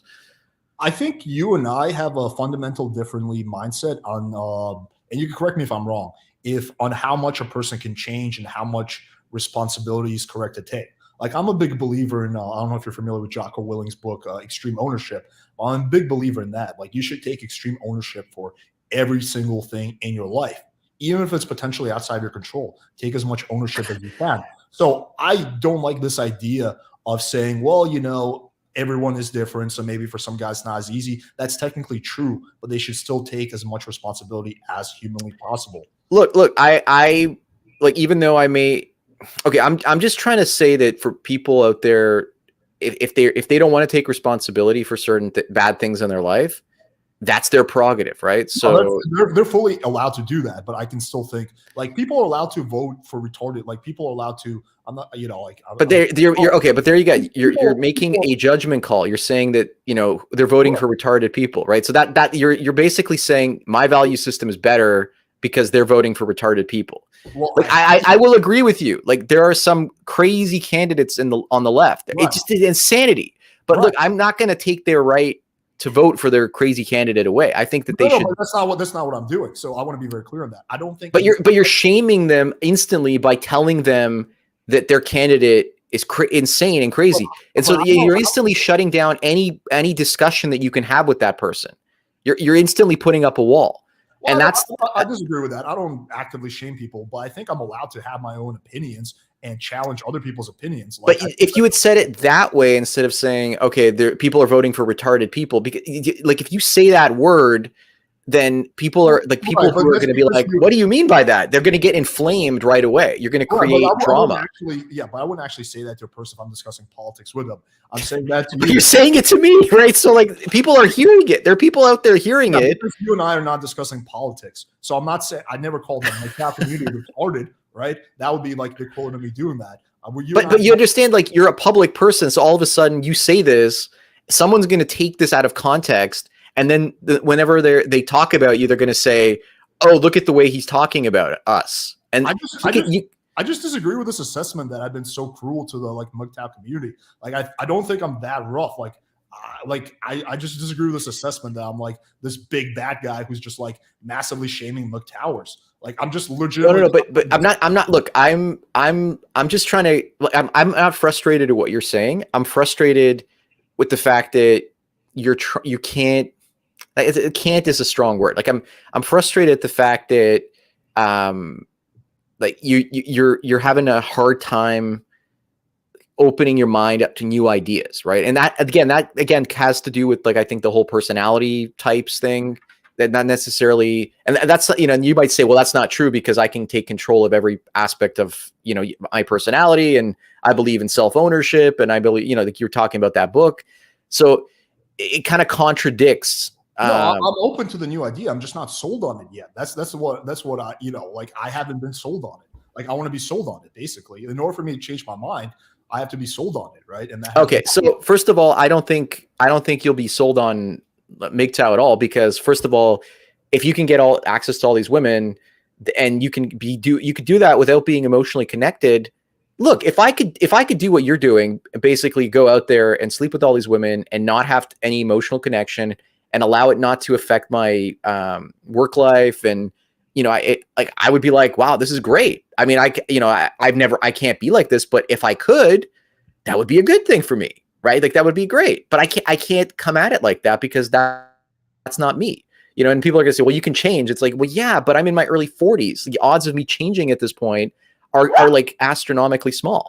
Sure, those are all fair points, right? But again, I'm not saying you need to change, but I am like kind of challenging one of the ideas that, you know, I think is inherent to the MGTOW community. And I want to hear, like, you know, I'd like to hear a good rebuttal to that, to my initial proposition. Like, aside from like my tone or my choice of words, like aside from that, like if someone feels offended, I'm sorry, but there's nothing I can do about it. But aside from that, like I want to hear like a good rebuttal to that. Like, why am I the thing I'm probably more upset with is the fact that it sounds like you're trying to fan the flames and you're trying to like stir up drama, right? That's what really not, dude. Like I'm just trying. But that's what if I'm a third party coming in and I'm, you know, like the majority of guys that are going their own way, they're going to come in and they're going to discredit you instantly right off the bat because of what you said. Right. So I think it's important. Do I need to like cuddle these guys? Like, again, like I don't think I'm literally that, like I'm fairly mild mannered. And I think like I have a pretty good track record of having intellectually genuine debates. Like, again, like I'm not trying to discredit you or the MGTOW community. That's not my agenda, or to like stir up some drama. I want to have a good faith debate. Yeah, no. I understand all of that. Like I've had attacks that were like, look, I would say you're like, if the criticisms you're bringing up are valid and they're constructive. I've had like levels of like attacks that were like level 10 and they were just insane, right? So I'm not attacking that. I'm trying to just I'm trying to convey my frustration at the fact that like I feel like you have a lot of cognitive dissonance when it comes to your arguments, right? You're framing your arguments from a point of view. Like which one specifically? Like let's expand on that. Well, where do you see the cognitive dissonance in my arguments? Like I mentioned it earlier, it has to do with like, you know, you're saying like, I think everyone should be free to do whatever they want, but I still think this is the best way to do things. right? And this is the theme that kind of comes across in your way of seeing things. And for me, I just let sleeping dogs lie. I'm like, okay, if that person wants to live like that, if they want to live in, like a trash filled pit in the ground, that's their choice, right? Like, and if they want to do that, that's up to them. But you'd say, well, that, people shouldn't live like that.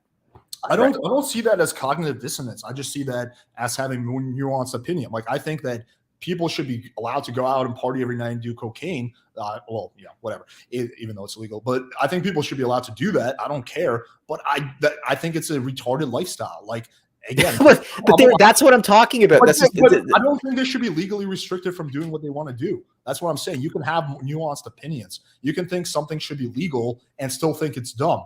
I think it should be legal to eat all the. Okay, but you should say that something. Okay, you should say, okay, this is like, people have a choice to live whatever lifestyle they want. And, if that lifestyle, if you don't agree with that lifestyle, then you need to agree to disagree and move on, because spending all the effort to try to change those people and like, kind of evangelize them to your point of view is counterproductive. It's not going to, in the long run, it's going to waste your energy. Right. So, well, it's not like I walk around and like try to like convert a bunch of like, black pillars or towers, but that's how a debate works. Like, we challenge our ideas. Like, you can't have like a debate without challenging your ideas. No, I'm not challenging your ideas. I'm challenging your point of view that gets you to come across those ideas, right? So like, I'm challenging your thought process, right? So and I want you to kind of recognize that thought process. And I don't care if you want to change it, or I want you to recognize that that's a possibility, and just kind of keep it in the back of your brain, so that next time if you start to see. Well, why is it so bad for us to have opinions and perspectives on things? Like, why is it so bad for us to think this is good, this is bad? I mean, that's how human nature works. I'm sure when you're but it's not okay. So like I was talking about the big 5 personality types. So certain personalities, they like stability and order, right? And like the openness personality type likes free thinking, creative, chaos, and disorder, because that's where all that's how they process information, right? So they like the total freedom. So that's what I'm saying. Like, we have to kind of say to ourselves, okay, we're on different personality types. It's not human nature. It's just that we have different personality types, and each of those different personality types has its benefits and like flaws or negatives in society. And so we need to like agree to disagree on those aspects of our personality. So that's all I'm trying to say. But anyway, we should probably, like, we're just beating a dead horse here. We're probably driving people crazy. Let's move on to the next topic. And if we have time, we'll come back to that later.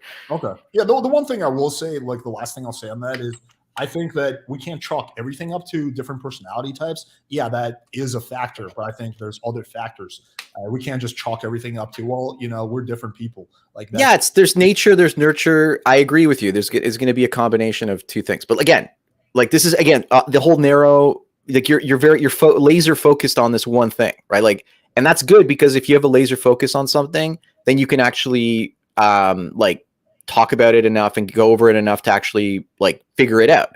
But if you don't kind of broaden, then you're going to miss all the other stuff too. So I think we should kind of move on to something else. Okay. Let's move on to the next point. So in one of the videos, you argue that women are keeping men oppressed, and if this is no longer position that you hold, let me know. So I guess that my question was, what exactly is oppression? Okay, so what do you call it when there's hiring quotas for women at certain jobs? Does that not oppress the men who qualify, but they're just men, so they're not going to get the job? Okay, that's one example. Yeah. So look, women oppress men because they have the advantage in the divorce courts. So, that's another, they can use that as a form of control to oppress men and basically make them do what they want. So guy's not going to, he's not going to like get divorced. She's not going to leave him, but she knows that if he doesn't behave a certain way that she wants him to, that if she left him, she could basically have the advantage. And he knows that. So he's going to be like, oh, I better be on my best behavior. That's oppression. That's basically controlling someone. It's not a direct way of controlling someone, but it's like indirect power, right? It's like it's projecting soft power onto someone. Okay, so yeah, I mean that's like I guess a minor example. But wouldn't you say by that logic that men also in some ways oppress women Well, okay, give me an example. of how a man would oppress a woman? Yes.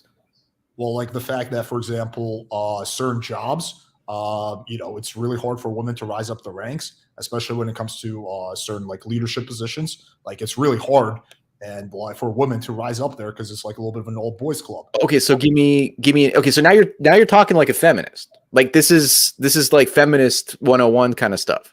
So give me an example of a job that women are trying to rise up in that they haven't dominated in it yet, or are in the process of dominating. Oh, well, I mean, I don't think, like, yeah, I mean, I agree. There's some things I agree with, like whatever MGTOW, or some things I agree with feminists. I don't think that feminists are 100% wrong about every single possible thing. I think they're largely wrong, but they have some points. Okay, example of, I guess, a situation where women could be trying to rise up and she could get, she could get penalized for her sex. Well, I would say that military would be a good example. Look, I just talked to guys. They were posting comments the other day on a video I did about a woman that flew a $100 million fighter jet to ruin. Right, so she Sure, destroyed it. So sure. women are getting the same advantages. The U.S. military is pushing to get more women in there right now. So like I Yeah, talked to another guy yesterday. sure, for entry level, but I'm talking about like leadership positions, like generals and corporals and all that shit. We're having trans generals now, transgender general. Like I don't understand how women are not being pushed up in the ranks. There's all kinds of programs to get women up higher in the ranks. I think the army of the future is going to be mostly soy boy simps running robots, and the majority of the senior ups are going to be females. That's what I see going forward in the military.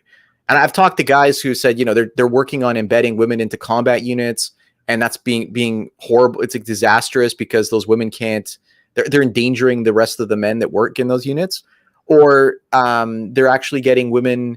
They're bringing women into the military, and they're lowering the standards of performance. For the Marines, and I don't know which Yeah, branch. I'm not a fan of any of that stuff. I'm just saying my point is that So how are women being prevented? The doors are being opened to allowing women in more.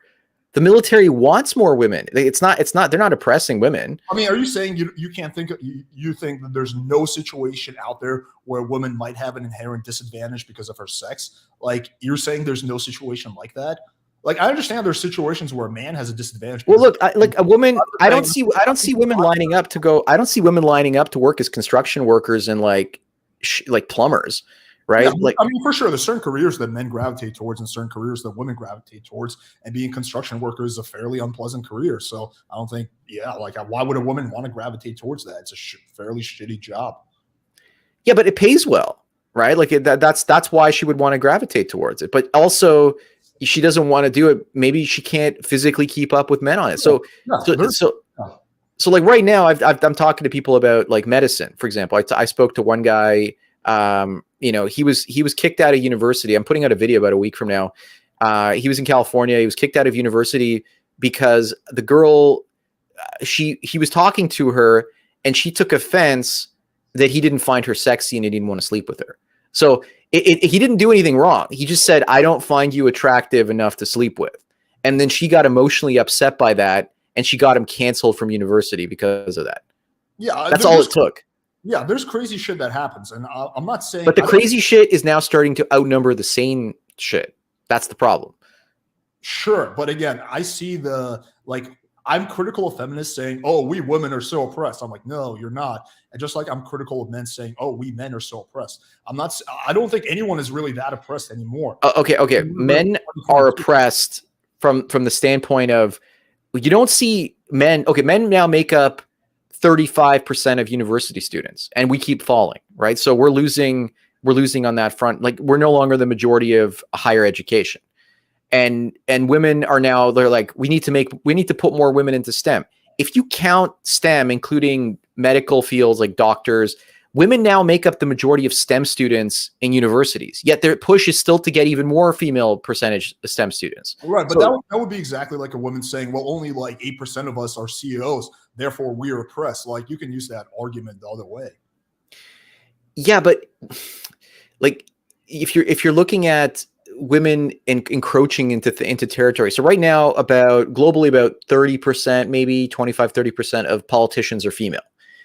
In probably 10 to 15 years, you're going to see the majority in Western countries, the majority of politicians being female. So once you get to 50, 60% female politicians, are women oppressed in politics? I don't think anyone is oppressed. That's the thing. That's my argument. I think, but women's argument will be that we're oppressed. Women need more help, even though women might make up 60% of the politicians. They'll say we need more help to get more women into this field. Right, but only a small percentage of women feel like they're oppressed. Like feminists form a small percentage of actual. I agree, but they're not even oppressed. What they're doing is they're using the excuse of oppression to get what they want, which is more. Right? That's what's going on here. It has nothing to do with actually being oppressed. It has to do with using oppression to kind of trigger the white knights out there to get them to go out there and fight for them and get women to have more resources or better jobs or whatever. They're using the system against itself. Right. And I would say that that's exactly I guess a 180 version of that is what's happening on the other side with men. Like men are also using oppression as like a tool. Like, what excuse are we going and saying, because societal change. Like, for example, I heard TFM argue against taking rights away from women, right? That's the societal change that he wants.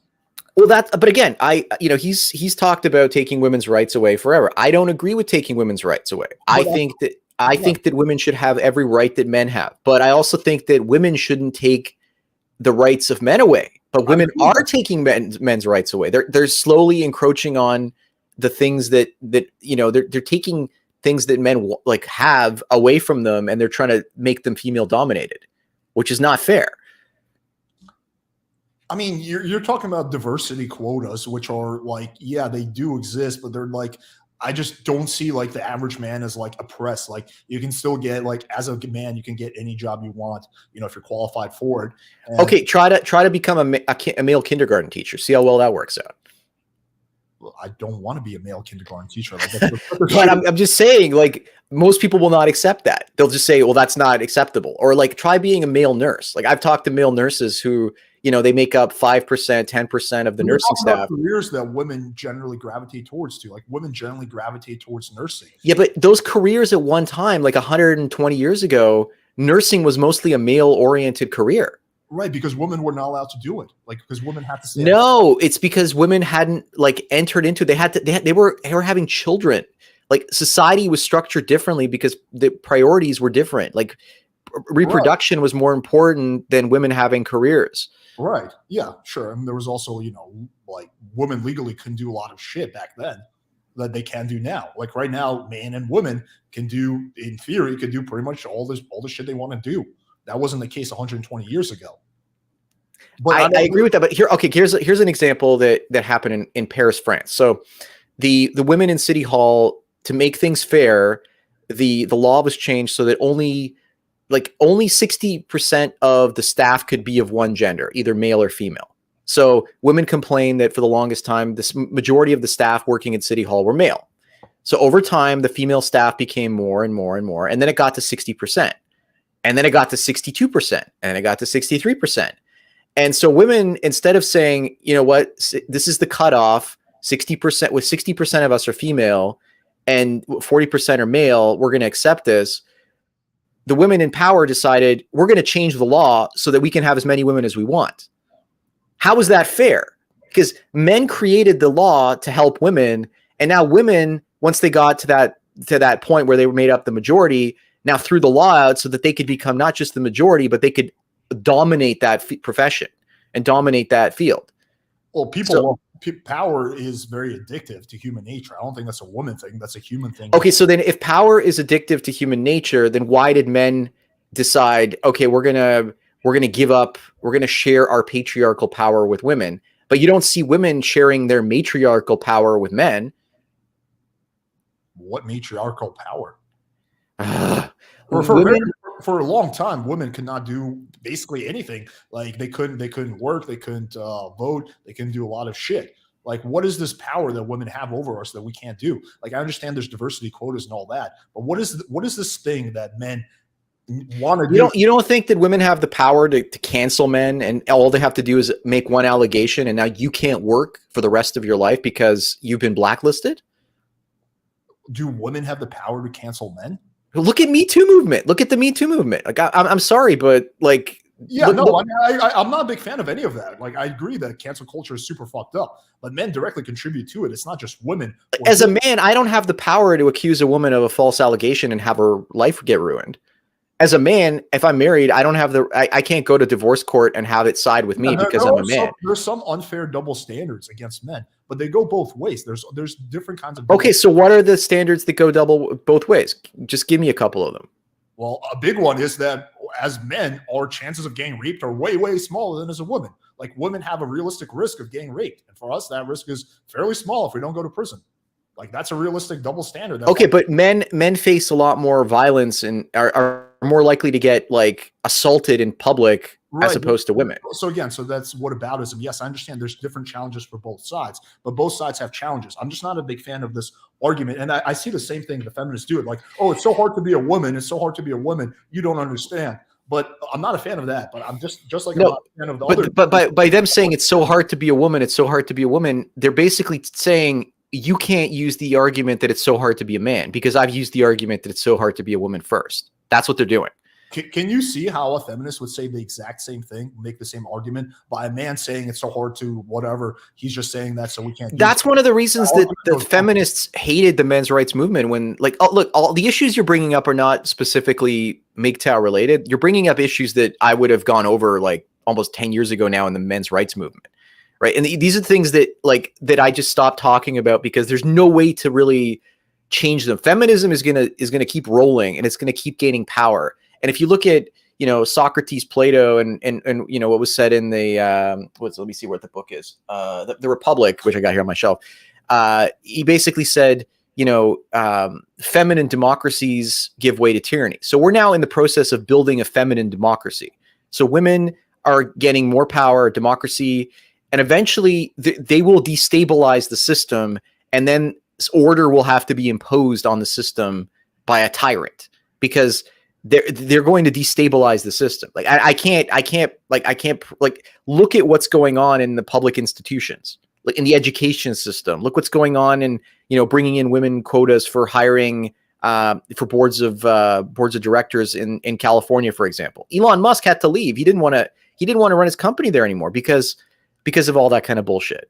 Right. We're talking about extreme liberalism. I mean, you can make the argument that's inherent to women, but men vote for that shit all the time too. Like, yeah, I get it. On average, are more likely to be Republicans. Women are more likely to be Democrats. But there's plenty of men who support that shit as well, and there's plenty of women who are against it. Yeah, no, I totally agree with you. So you're getting women pushing men to basically fall into that way of seeing the world because those men are going to be useful idiots to them to get their agendas passed. I'm just surprised you don't see the irony between like the feminists claiming they're oppressed and then some meninists claiming that they're oppressed. But we are actually oppressed. Like, if look up Warren Farrell, like, the myth of a feminist would say the same thing. We are actually oppressed. But Warren Farrell was actually a male feminist back in the 1970s, and he was kicked out because he was trying to make sense. Like, okay, so that's one person you should look at. Look up Erin Pizzey. She created a men's shelter for men and women.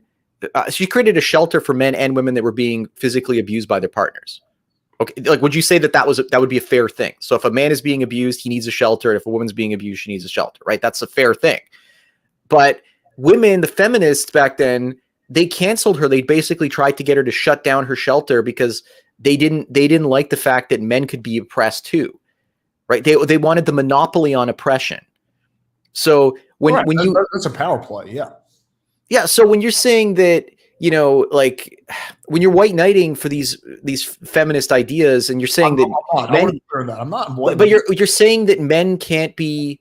You're just saying that men are complaining that they're oppressed, just like women are complaining they're oppressed, right? And you're saying that's a feminist talking point. It's like, but it doesn't matter who's saying it. It's true. If a man is being abused and hit by a woman, he is being abused. It's not like, it's like that's a feminist talking point. Only women can say that they're being abused, not men. But I'm saying that to point out the irony.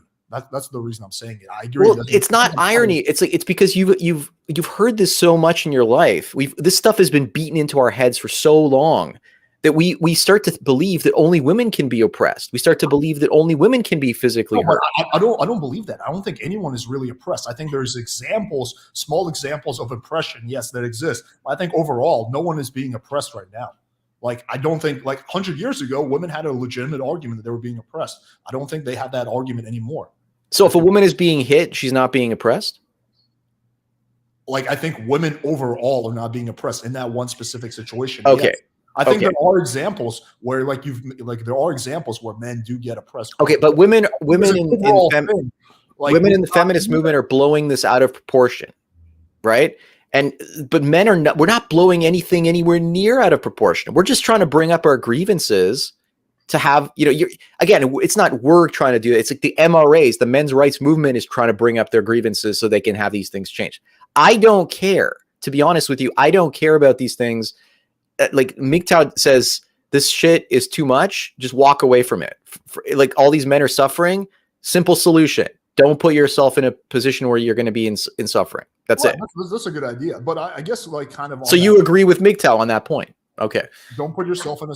Yeah, there's some things I agree with the MGTOW community on. Like, I have I've never heard that. So instead of coming across and saying, okay, I want to criticize these points, what do you agree with? So we can build a common bridge here. Like, what do you agree with? Well, that's a good example right there. I do think there are legitimate issues that men face. I just largely disagree with the solutions of the MGTOW community. Okay, so what I asked you a very specific question. What do you agree with in the MGTOW community that you think is valid? Well, I think that marriage is a huge risk for men. Okay. Yeah, that's one. I mean, okay, so you're not going to get married yourself, so you're kind of in that boat. But what if the okay, so you're basically fucking around. Do you want to have? You said you were talking about kids earlier. Do you want to have kids at some point? I'm undecided on that. Okay, fair enough. Okay, what other things do you agree on besides marriage with the MGTOW philosophy? Let's see. I agree that that the dating marketplace has become shittier for men in the last decade or two. Okay, so you're that again. I don't think it takes a genius to realize that. Like, look, the black pill community sees that. The MGTOW community sees that. The MRA, everybody sees that. That's a universal at this point. Tinder and social media have completely destroyed the dating marketplace. Yeah, well, I think they've skewed it. I mean, it's good for women. I think like, there's winners and losers in it. I just think that the average guy is the loser in it. But I don't think it's worse for everybody. Someone's a winner, right? It's just not me and you. Well, look, it's also worse for women too, because women are becoming more educated and women date across and up when it comes to, dominance hierarchies and competency. So a woman that's got a PhD, she's going to look for a guy with a PhD or someone of even higher intelligence. She's not going to go and date a plumber. Like, the odds of that happening are pretty slim to none. So the fact that women are being pushed into education is, it's to their detriment in some ways when it comes to the dating market. It's to their benefit when it comes to the employment market, but it's to their detriment when it comes to partnering up with somebody. Yeah, that's a legitimate point. I would agree. Okay, so what else do we agree on? Just keep going. What else do we agree on? Well, I'd have to flesh out your ideas, but I would say one off the top of my head is I think we would agree on I'm trying to think of. Let me go through my notes and I'll tell you what we agree on. Well, I do agree with the premise that we sort of disagree. I think that women nowadays tend to think that they can find happiness in a whole bunch of casual sex, and for a lot of women that doesn't make them happy. So, and like being super independent and being a career woman, for a lot of women, like when they turn 40 or 50, they're depressed. They chose that path. I think that's something the MGTOW community believes, and that's something I agree with if we're talking realities. No, those are like three off the top of my head. I mean, I think there's probably more things that I disagree with than I agree on, but I think there's some agreement. I think on the problems, we probably largely agree. I like, for example, that issue with that Korean guy, again, him being a beta simp, we agree that that's a problematic. That's a problem situation. Like, I think there's some people would say, oh, no, he's doing everything fine. That's how a man should act. No, we both agree that's not how a man should act. What I think we would disagree on is a solution. So I think that the solution that you would have for that guy is, okay, well, maybe you should, take a break from dating. The solution I would have is, hey, man, maybe you should work on those beta behaviors and stop doing that so that you don't, go down this path again. So I think that we probably have a lot more similarities in terms of the issues, but the solutions and the treatments or the diagnoses, that's where we largely disagree. Well, look, that guy can do whatever he wants. Like he can Right. he can work on himself, but you're saying that he should work on himself, right? He's free to do whatever he wants. I don't think Yeah. there's the law, but if he came to me for advice, that's the advice I would give him. And I Yeah, think, like, look, I've had guys, like, I do coaching calls, and guys would tell me like, "Oh, what do I do?" And I'm just like, "Yeah, like if you can get over your sensitivity." But like, how do I do that? It's like it's not. Sometimes it's not that simple, right? It's not as simple as just like I'm not saying it's super simple. I don't think these things are easy. I think they're hard and they take a lot of effort and willpower and time. I don't think these are easy fixes.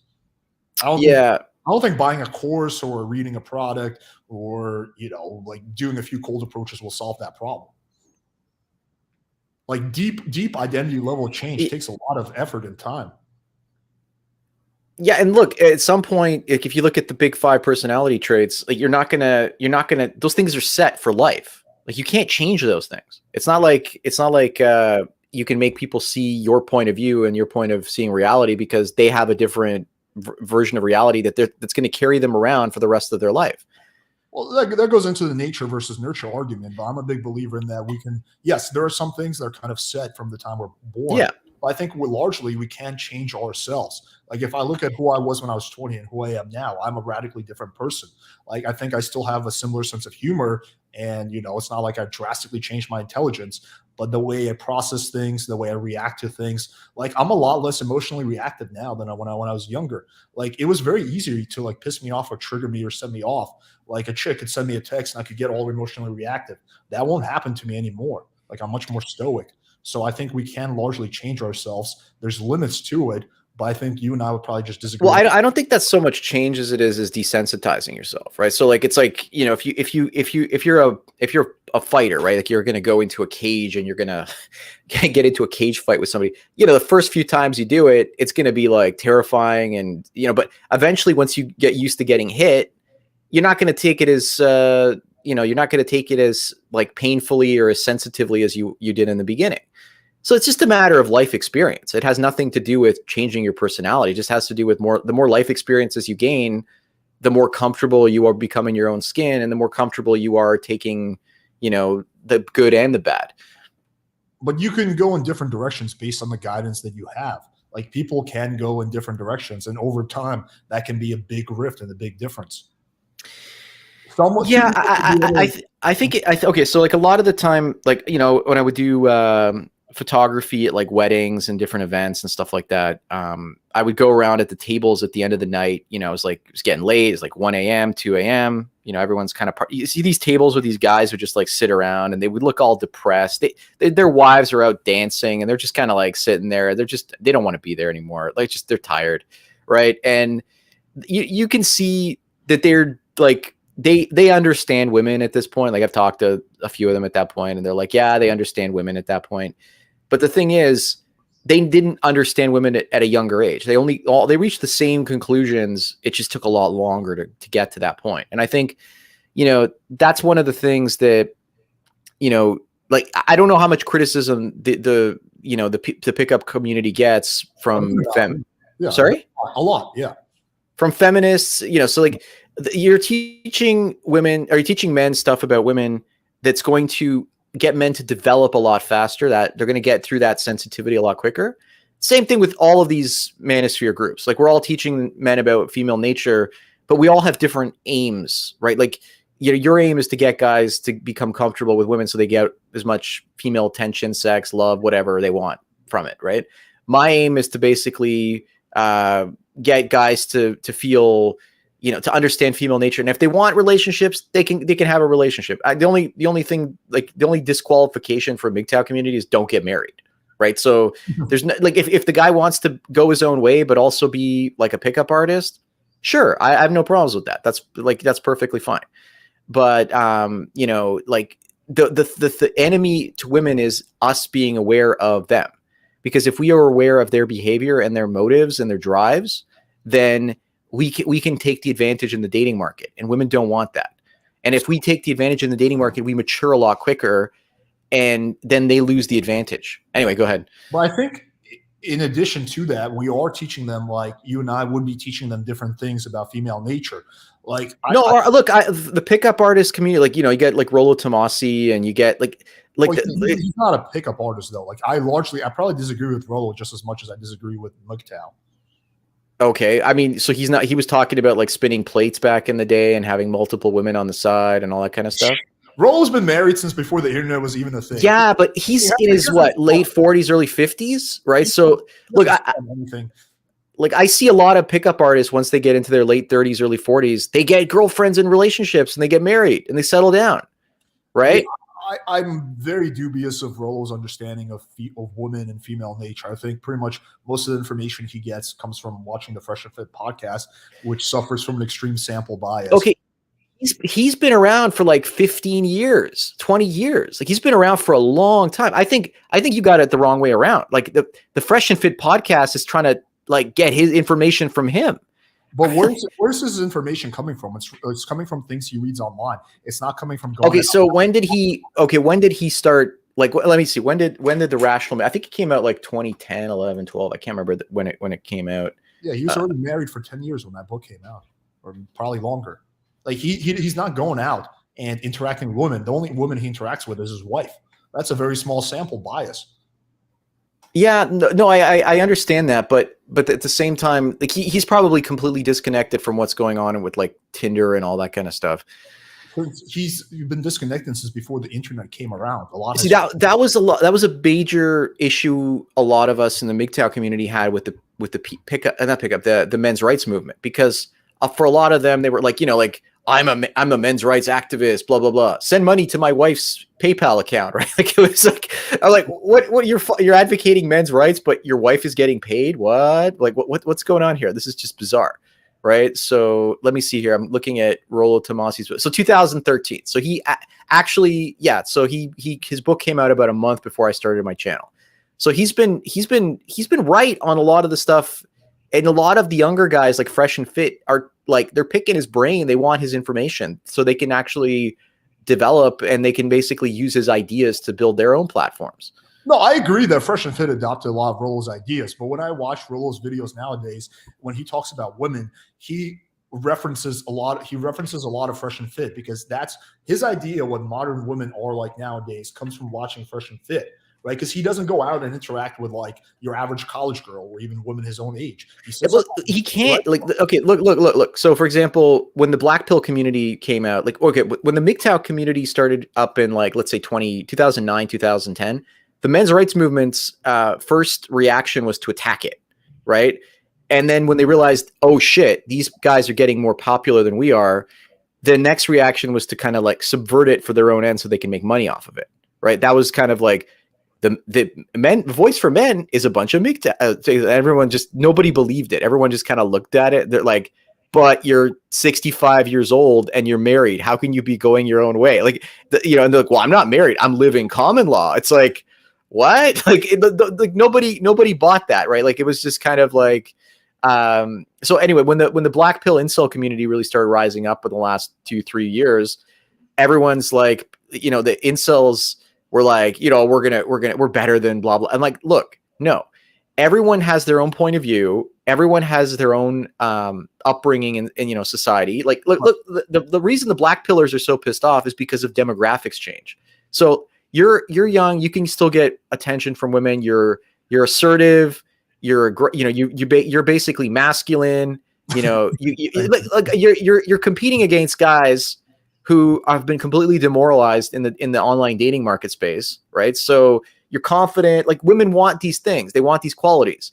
So the men you're competing against, a lot of them are just like, they're not going to win. You're going to instantly win, so you're going to get a lot more attention from women. But these guys out there, they're complaining about the demographics pyramid. So if you look at the demographics pyramid, the men's rights guys were around when there were a lot more women available to them. So for them, they're like, they don't understand why a guy wouldn't get married or date. They just look at it like, this is crazy. Look at all these women. Like, I can find a good woman. They're all, so, but what happened with the MGTOW guys, that was like, say, between 2000 and 2010 and 15, the demographics pyramid the bottom of the pyramid started to get narrower, right? So that meant that there were a lot less younger women to choose from. So the women that most of us would run into, we got to date, but a lot of the women were bad women. The majority of, the guys in the MGTOW community, they've had bad experiences because the only women available to them were bad. And now you're getting into the point where the black pill guys, because the women their own age are dating up. But I don't think I think we gotta be careful that we don't say that the only No. I'm generalizing based on demographics. Okay. I'm trying to say, like, it's a numbers game, right? Like you understand with like all the pickup artist community, like you will do a certain amount of cold approaches and you'll get a certain amount of positives. I agree with that. Yeah, there's a huge volume factor. Yeah. So, but it's not just volume. It's also like, if you look at the demographics pyramid, now the bottom of the pyramid is starting to get narrower and narrower. It's no longer a pyramid. It's starting to turn into more like a spinning top. When you spin a top, the bottom is thin and it spins and, like eventually it falls over eventually, once it runs out of momentum. So the bottom of the pyramid is getting narrower and narrower. There are less young generations. So say you're a woman who's 20 years old and there's a guy who's 20 years old, but as a woman, you have two guys in their 30s that are more successful and wealthy that you could go for because there's more men up in the higher echelon. So you have a choice to date the guy who's 20 like you, or you have the option to date two guys in their, a guy in his late 20s and a guy in his 30s. Yeah, I totally agree with you on that point. I've talked about this in other videos. I say that, the saying rich get richer, the poor get poorer. I think the same thing is happening with pussy. I think that it is being like shoveled towards the top. And for the top 0.1% of guys, it's never been a better time in terms of getting laid. But for, the bottom 50%, it's never been harder. So I agree with that. Well, that's also partially to do with social media, right? So that's amplifying the fact that women are like they're to it. Yeah, that's another aspect of it, right? So there's the Tinder aspect, and there's the social media aspect, and then there's the demographics. Yeah, these are all problems. And the thing is, once you disenfranchise a huge portion of your young male population, then those men no longer get relationships, even bad quality relationships, right? Like like incel guys would be like, there was a lot of cognitive dissonance. They're like, I'm not an incel. I'm going my own way. I'm like, yeah, but have you ever actually had a relationship before? And they're like, no. And I'm like, well, you can't go your own way from nothing. You have to kind of go your own way from something. Right. So a lot of guys would kind of have that cognitive dissonance where they would just believe that they were going their own way when in fact they weren't. So anyway, my point is, like, there are a lot of factors that are screwing with society. And even if you're able to get, if you're able to sleep with hundreds of women, the men below you are going to get disgruntled and they're going to start giving up on society. They're going to start, they're going to stop caring. They're going to stop working. There's going to be, the great resignation. People are going to stop working. They're just going to get lazy. Society is going to degrade because you have to enfranchise young men and you have to give them sex and you have to give them love and relationships. If you don't do that, it destabilizes your society. Right. But I agree with that. But the question is, how do we get there? And I guess one way is we could pass laws that say that women have to fuck, this dude and that dude, which we probably would all agree. Look, but again, that's violating their own free will. We don't want to do that either. Right. So we don't want to take their rights away, but at the same time, we want society to be functional. But so I don't see the solutions as being legislative. I don't see solutions as being coming from top down. I see solutions in terms of, look, I think TFM, the fact that he can love his doll, if it's really true, is great, because then that means he's gonna feel content enough to not be in a relationship, right? But like my solution to this is, if I could see, let me see if there's a chat on here, if I can send you a private message. Yeah. Just show me, where is the private chat on here? It's like, if you go all the way to the right, it's going to be at the very bottom below brand. It's called private chat. Private chat, and then there's chat with host and other guests. Okay, so I'm going to send you, if I can attach a photo. Let's see if I can. Someone said this, and I think that's a small percentage of the answer. Make prostitute legal. That's the answer.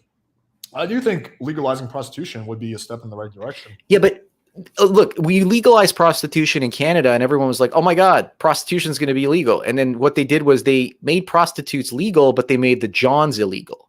So now they're moving towards the Nordic model of prostitution. That's a dumb way of doing it. Yeah. Well, but it's prostitution is legal. It's just if you get caught buying the services of a prostitute, you're going to have to go to John's school and they're going to like send you off. Yeah, that's clearly dumb. It should be legal both ways. Someone said this. Nikola Tesla was a MGTOW. He stayed away from puss and focused on his craft. So fucking glad he did. That's interesting. Okay. There are throughout history, there are tons of examples of MGTOWs that changed the course of history. So I have a series called the God Among MGTOW series. So Nikola Tesla was the first one I covered. The Wright brothers, Orville Wright's got a famous quote where he says, they asked him like, why aren't you married? And he said, I don't have time for a wife and an airplane. Right. So he, the Wright brothers were both bachelors, lifelong bachelors, and they built the airplane. And they credit that to this construction and discovery of the airplane to basically being single. And even Tesla said, no great invention has come from a man that was in a relationship. So I do think if we're going to talk about Nikola Tesla, we got to be fully honest and say that Nikola Tesla died alone, broke, and sad. So that's the official story, right? But look at imagine you're look at it this way. Imagine you're 87, 88 years old, you're Nikola Tesla, you're living in the New Yorker hotel, and first of all, your pension is being paid for by the country of Yugoslavia. You're getting pension money from Westinghouse. So the Westinghouse company was giving him a pension. So he basically was retired. He was living in a hotel that he was living in like for like a long time. He used to live in hotels. That was just the popular thing back then. And so imagine you go out to your window and you look outside the window and you see tens of thousands, if not hundreds of thousands of lights lighting up Manhattan. And that you're the one responsible for that. So like, how would you feel knowing that you brought change to the world on that scale and you helped that many people? So like to say that the guy died alone and broke, he wanted to be alone because that's how his ideas were formed. He even said, and he says like, be alone. That's where ideas are born. Maybe, right? But I doubt he wanted to be broke. I mean, he got fucked over on pants. I mean, that's like he got screwed over by his business partners. He ended up tearing apart the contract for AC power that he had with Westinghouse. Yeah, but for him, changing the world was more important than being filthy rich. All these other guys made a fortune off of his inventions, but who's going to remember them in 200 years? He even says we're getting highly speculative because we can't like put ourselves in the mind of Tesla. But I mean, like Edison, for example, did not invent as much shit as Edison bought the patents for the light bulb from two Canadian dudes, and then all he did was figure out. Yeah. All he did was figure out which filaments to put into the. I agree with you. We're going off on an extreme side. But let's like he's talking about Tesla. Okay, so other guys, right now we would not be having this conversation if it hadn't been for Tesla, if it hadn't been for Gutenberg. So Johann Gutenberg invented the printing press. He was to be married, and there's actually court documents that show that he had to. Back then, you had to go through the court process to get out of a marriage before it started. Today, you have to go into divorce court after a marriage to get out of the hell that you're in. So he was supposed to get married, and he fought against that, and he won, and he didn't have to marry this woman. And then he went off after that, and he took his energy and his freedom, and he developed the printing press. And the printing press led to the greatest revolution in the history of mankind. The ability to spread information and to free us. Right. Yeah, no, I get that. I so another MGTOW. Then you get Alhazen. Alhazen was the guy who invented the camera obscura. He figured out how light theory works. But then also we got to remember there's two ways to look at things, right? Like we can look at things from the lens of civilization, in which case you're right, that guys like Tesla were, really great for human civilization. But then another way of looking at it is from their own point of view. And I guess that's in terms of happiness. And we can speculate on whether they were happy or not. The man could not stand the sight of women's hair and earrings. Like the man had phobias of like, there's actually an article that was published back in the Galveston Times in the early 20th century where they interviewed him about why he's never getting married. And then he even brings up like why women are bad and why, feminism and why women are basically going to dominate society in the future. But I wonder also how much of that, because this person brings up Elon Musk. Elon Musk, has banged a lot of girls, and he's also, invented a lot of shit. So I wonder how much of that is correlation, and how much of that is causation.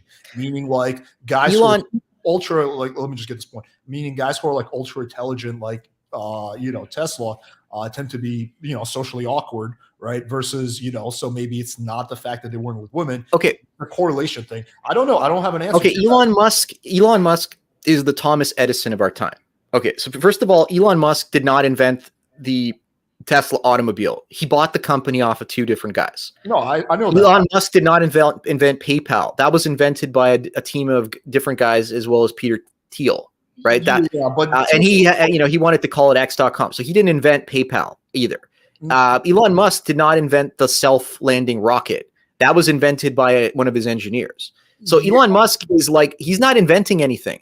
Elon Musk is like, he wants to do, what has he accomplished? He's a businessman. He's not an inventor. He's a businessman. No one would know about Tesla if it wasn't for Elon Musk. Like that company would have died. No one would have a Tesla. Okay. Yes, he made the Tesla motor company successful, but he basically invented private space travel. I mean, or revolutionized it at the very least. Like launching satellites into orbit from private companies would never have happened. It would have to be done by NASA. Like, I mean, we can't. Okay. Look at. There's videos by a guy called Thunderfoot, and there's a skeptic community built around debunking the claims that Elon Musk is making. Like a lot of his companies are going to fail. He's the only one that really can succeed at this point is Tesla Motor Companies. Like long-term SpaceX, there's just not enough launch volume, and their turnaround time for their rockets is like 40 to 50 days right now. They got to get it. Even they said it themselves. They got to get it to like 24 hours. How is SpaceX going to fail? I mean, they have all these government contracts. But they're not going to. They're not going to for launching satellites. Okay. They're launching satellites. They're basically being funded by the U.S. government. Tesla Motor Company. They're getting a lot of their money from carbon credits. They're not even making as much money selling cars as they are making money by selling the carbon credits to other companies. So there's a huge market in carbon credits that most people are not aware of. Even how is SpaceX going to fail? I don't understand that. Okay, so if government funding dried up for SpaceX, okay, first of all, the SpaceX, the constant contracts, the government needs someone to launch their satellites. Yeah, but without, so he's technically a government company at this point. He's not even he accepts government contracts, like he accepts private contracts. Yeah, why would he not? Okay, but there are private companies that hire him. But look, give an example. The SpaceX Falcon Heavy. How many Falcon Heavy launches have there been? There's like 2 or 3 at this point. I think there's a couple going this year with like the U.S. military. Again, that's a government contract. And I think there's also going to be a Saudi Arabian company but he's built a technology that there's very little demand for. Well, that's not true. There's a higher demand than ever for launching satellites into space. They estimate that in the next like 10 years, basically there's going to be like twice the amount of satellites in orbit. So there's more demand than ever. More companies. Okay, but okay. So if you look at the satellite, if you look at the launches, if you go with space launch, I can't remember the name of the website, but it's like a space launch website. It tells you the launches. Half of the SpaceX launches right now are for Starlink. And the problem with Starlink is you can't Starlink, like a lot of the satellites are already malfunctioning. They're not working properly. It's not cost effective. Even Musk even said in like November, December of last year, unless they can get like SpaceX's like the big BFR, or the what do you call it? What's the big rocket that he's building now? Unless they can actually get that to function and launch hundreds of satellites at a time, that SpaceX is in trouble. We got to get back on topic. Everyone in the chat is bitching because we're debating Elon Musk. So this is so. But anyway, getting back to Musk, getting back to Musk and women, like he's definitely red pilled. Like he's definitely like when he was doing the first dance at the wedding with his first wife, he told her that he's the alpha in the marriage, and he actually figured out how to get her to sign a postnup. I've actually made a video about this, so I talked about this. So he literally tricked her into like not getting billions of dollars. Like she was naive to think that he loved her and all this kind of stuff, right? So trickery. I mean, that's his him standing his standards. Look, like I respect what he did. If I was a billionaire, I would also insist on that. Dude, it's a post-nup. How do you get prenups get thrown out of court? How the hell do you successfully get a woman to sign a post-nup? Like he must have been like a smooth operator when he did that. But anyway, yeah. So look, I have respect for the guy when it comes to women. I have respect for him when it comes to being, like figuring out the system and figuring out how to build his businesses around like government contracts and all this kind of stuff. And I respect the fact that he's been able to like scale up car production with lithium. I thought that was impossible, and he's been able to do that. I mean, Elon Musk is clearly I don't want to get like too much on a side tangent, but he's clearly a very impressive human being. Yeah, but you have to ask yourself, like, he's able to put together teams of people that are able to do the job, right? So he's really a good manager. I don't think he's necessarily a good inventor, right? Like he's not a Tesla. Is your argument that if he was MGTOW, he would be better? Or well, he's even said himself he can't be single. He even said himself he has to be in a relationship where he feels unhappy. Well, yeah, that's like a lot of men. That's me as well. Or well, not in a relationship, but I need to have women in my life. Yeah, so a lot of men are like that. Like they need women to make they need that companionship. Yeah, but then there are men that don't need that. Right, I get that. So there are advantages to that, right? There are advantages to not needing female validation in your life. Well, it's not validation though. I think that's a small part of it. Maybe not even a part at all. I think it's more about the companionship and the intimacy. Well, there's 5 things I've identified. 5 things that men, get from women, and what you get depends on you. So there's obviously reproduction. There's obviously companionship. There's obviously sex. There's obviously like maybe you're getting that a sense of loneliness alleviated, and I can't remember the 5th one. It's been a while since I've kind of gone over it. But yeah, like you're getting all of these things from women, and then at some point you're like, well, I don't need this. I don't need reproduction, so I just need companionship. So every guy is different as to what he needs in those 4 or 5 things. I get that. Yeah. I get that. So anyway, but like for me, the only thing I need at this point from women is inspiration as a muse. That's it. So you truly don't need sex? Yeah, I don't need it. I've 5-6 years now. I've just been sex free. I don't care. Damn. You see, that's the thing. That's the thing. Like when you realize that, you're like, how the fuck did he do that? It's like, I stumbled into this. I stumbled into the answer, which was, that second red pill rage 2.0. And I'm like, has anyone gone through this? I'm like, I'm asking around, like, nope. I guess, okay, but do you want it or you don't want it either? I don't care. I'm completely indifferent. Like, I'll walk out down the street and I'll be like, oh, she's attractive. I don't care. I'm going to go busy, do my own thing. Love having sex with women. Like yeah, but I don't care anymore. Like it doesn't do anything for me. It's just, I see the negatives outweigh the positives, and I know that on a deep psychological level. So you've like become asexual basically. Pretty much, yeah. Like Nikola Tesla was asexual, yeah, and that allowed him to take his productivity and put it all into his work. Yeah, I mean, I'm not as convinced as you that that's the reason he was successful. I think it might be a coincidence or a correlation rather than a causation. I don't have any way of proving that claim. But listen to he's written 2 books. You can go back through his books and he talks about this stuff. And so if you go through the books and the articles and all the stuff that he's written, he's left behind, you'll be like, wow, like this guy's like on another level when it comes to like he said, okay, with women, he said with women, this has nothing to do with intelligence. It has everything to do with, understanding yourself and being on an emotional, spiritual level. This is not, it's not about like, go ahead. Clearly a super smart dude. I mean, like we can't deny that. It was like a dumb dude who gave up pussy and then became super smart or successful. He was clearly always a really smart guy. Yeah, look, there were tales from him, like, there were people that didn't want to make him head of the Electrical Society in New York because they said that the guy was like a peeping Tom. He'd go like around to windows and he'd like spy on the women, like who'd be undressing in their in their places. So like there was obviously an element of sexual frustration there, but at the same time, he probably didn't act out on it. Yeah, I mean, no, I mean, I think he's a fascinating individual. I mean, I do think some guys when they don't get sex, they do act out on it, and sometimes it's in very problematic ways. Yeah. So like there were situations where they said like the secretaries that he would have, the secretaries were all like extremely attractive in their 20s, thin, and like everyone was like constantly making comments about how attractive they were. So clearly he was attracted to women. He had women in his life. He had relationships that were a bit, like with Katherine Johnson Underwood, and he would write like love-filled letters back and forth with her, and she was married.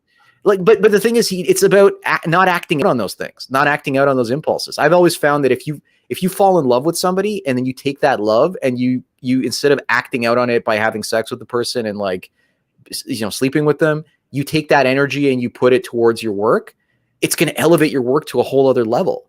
So, he was involved, he was a socialite involved in talking to people out there. So that could have been one of his strategies. We don't know. Yeah, we don't know. Yeah, you're right. With that we don't know. I mean, someone said had he gotten some good pussy, he might work even harder to get even hotter pussy. He had actresses throwing themselves at him. He had what's his name? JP Morgan's like daughter was obsessed with the guy, and he ended up turning her down, and she ended up running off to Europe to basically win the highest honor a woman can get in time of war. Yeah, maybe he was asexual. I don't really know.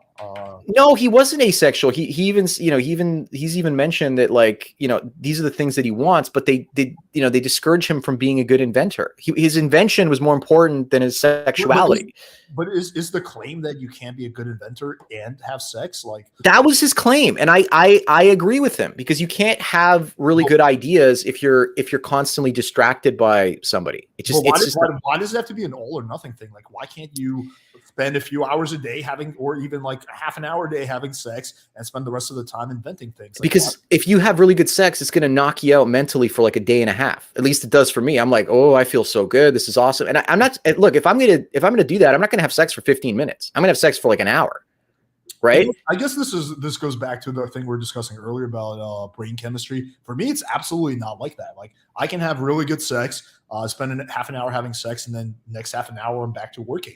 For me, sometimes it even motivates me. I'm like, fuck yeah. Like, see, that's not my experience. Like, from my experience, it's like if I have mind-blowing sex, it's going to basically knock me out for, a good chunk of time. Like, I'll be like, this is so good. It lasted an hour. Now I'm just like oozy. I don't want to do anything for a whole day. So again, everyone is different, right? So I agree with you on that. Yeah, I agree with you on that. You have that advantage. I don't. So, that's one of the reasons I'm not doing what you're doing. Yeah, that's fair. That's fair. I mean, look, like, if that's how your brain chemistry works, then, I think your decisions make logical sense. Like, yeah, I get it. Like, if your choice is either having sex but just laying around all day and doing nothing, or being very productive and not having sex, then I would probably look at it this way. Like, you get guys in Eastern Europe, and like a lot of guys, those would be considered traditional societies.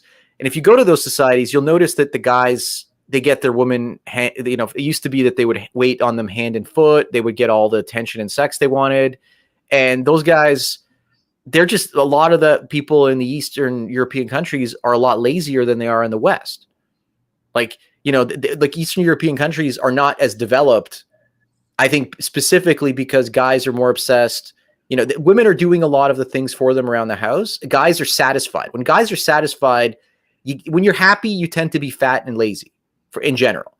So if you're happy, life is good. Why should you care? You're just going to enjoy life. Oh, there's no bit of truth in what you're saying. Like, Arnold Schwarzenegger talks about this, stay hungry. Like, you always want to stay hungry. Yeah, I agree with that. I agree with that. I think for me personally, though, if I went too long without having sex, that would bum me out, and I think I would just actually get off track. But yeah, that's just me personally. Anyway, let's move on to the next topic. Okay, yeah, I mean, I think we pretty much covered a whole bunch of shit. We've been going for over 2 hours. I mean, I have some other points, but we've gone for almost 2.5 hours. So, is there anything you want to discuss? Look, I've kind of my biggest, like, I think what you're doing is good. I just think my biggest pet peeve was that whole cognitive dissonance thing. Like, it's hard to kind of understand it. Like, try to get, like, try to get people's input, and maybe other people will see what I'm talking about. Like, I mean, I think that's kind of important, and maybe that'll help you. Like, it's not going to change your personality, but it's going to help you kind of understand why some people might think that. And so that if you face the same criticism in the future, you'll kind of understand where it's coming from. Yeah, I mean, I guess I sort of see your point, but again, I don't think it's cognitive dissonance. Like, for example, I think people, again, going back to this analogy, I think people should be allowed to eat all the fast food they want. I personally think it's a lot smarter to eat healthy, and that's what I do. And if someone asked me for advice, I would tell them eat healthy food. But I don't think it should be illegal to eat fast food. So you can have that kind of position. You can think something should be legal and allowed to do, but you still, think it's dumb. Like that's just, I think, having a nuanced perspective. Like, not everything that I think is a bad idea, I think should be illegal. There are some things like murder, I think it's a bad idea, and I think it should be illegal. But there are other things that I think are a bad idea or dumb. Yeah, look. That's very libertarian. That's good. It's just like, for example, people tell me, they're like, I eat a very interesting diet. Like, I eat almost no carbohydrates. I'm like down to like 2 net carbs per day, and I've been on that diet for 3-4 years. I've been at that diet, so it's reduced inflammation in my body. Yeah, it's helped do it. Yeah. So, but when you tell people like I haven't eaten sugar in like 5 years, they look at me like, but how do you avoid chocolate? It's like, it's the same thing. It's like, how do you avoid sex, right? Like, it's like, I can't live without that. It's like, yeah, imagine eating no carbohydrates. Like, do you eat the occasional, like, give me an example of your typical diet day? Well, I think it's actually very similar to you. I eat largely keto, so I eat proteins and vegetables and healthy fats. I don't eat any kind of sugars, artificial sugars. Well, give me an example of the foods that you eat. Okay, today I ate steak and broccoli and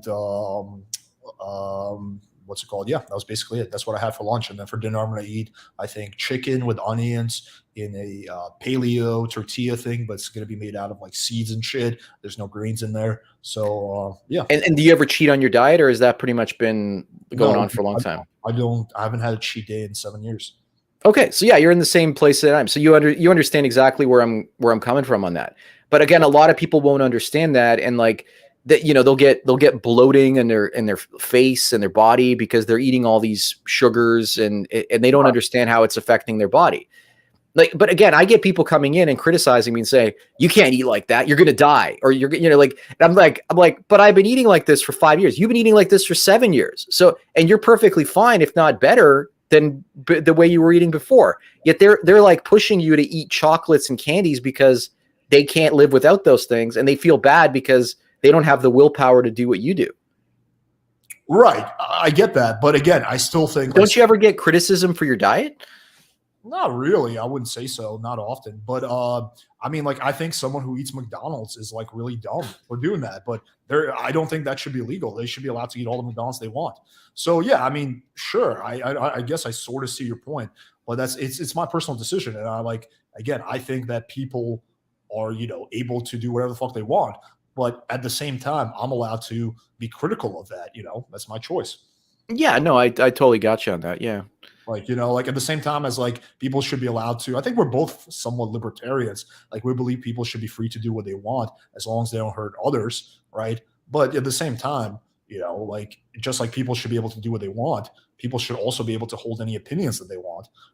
You can be critical or not critical, and you can say that some criticism is without merit. Like, you can say, like, dude, you're being overly critical of the MGTOW community, or your criticisms are, without base or something like that. But I don't think it's fair to say, well, you shouldn't be critical at all. Well, that's just like my... No, like, I'm just trying to like get you to like. And I think you're fully within your rights to be critical of the pickup community. Right. And look, I'm not critical of, I'm just critical of like charging guys $2,000 for a seminar that, at the end of the day, they can just go work out and they can go and improve themselves.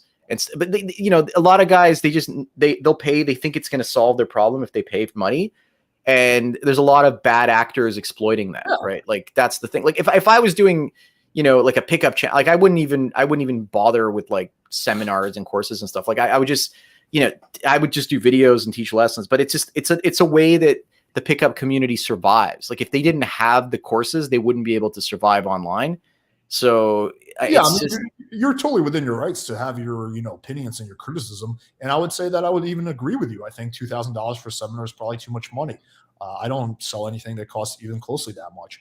I mean, in terms of the second thing, I heard this criticism from Chronic, and I would say this: like, I just don't just because someone something is a business, like someone is selling something, that doesn't inherently make it bad.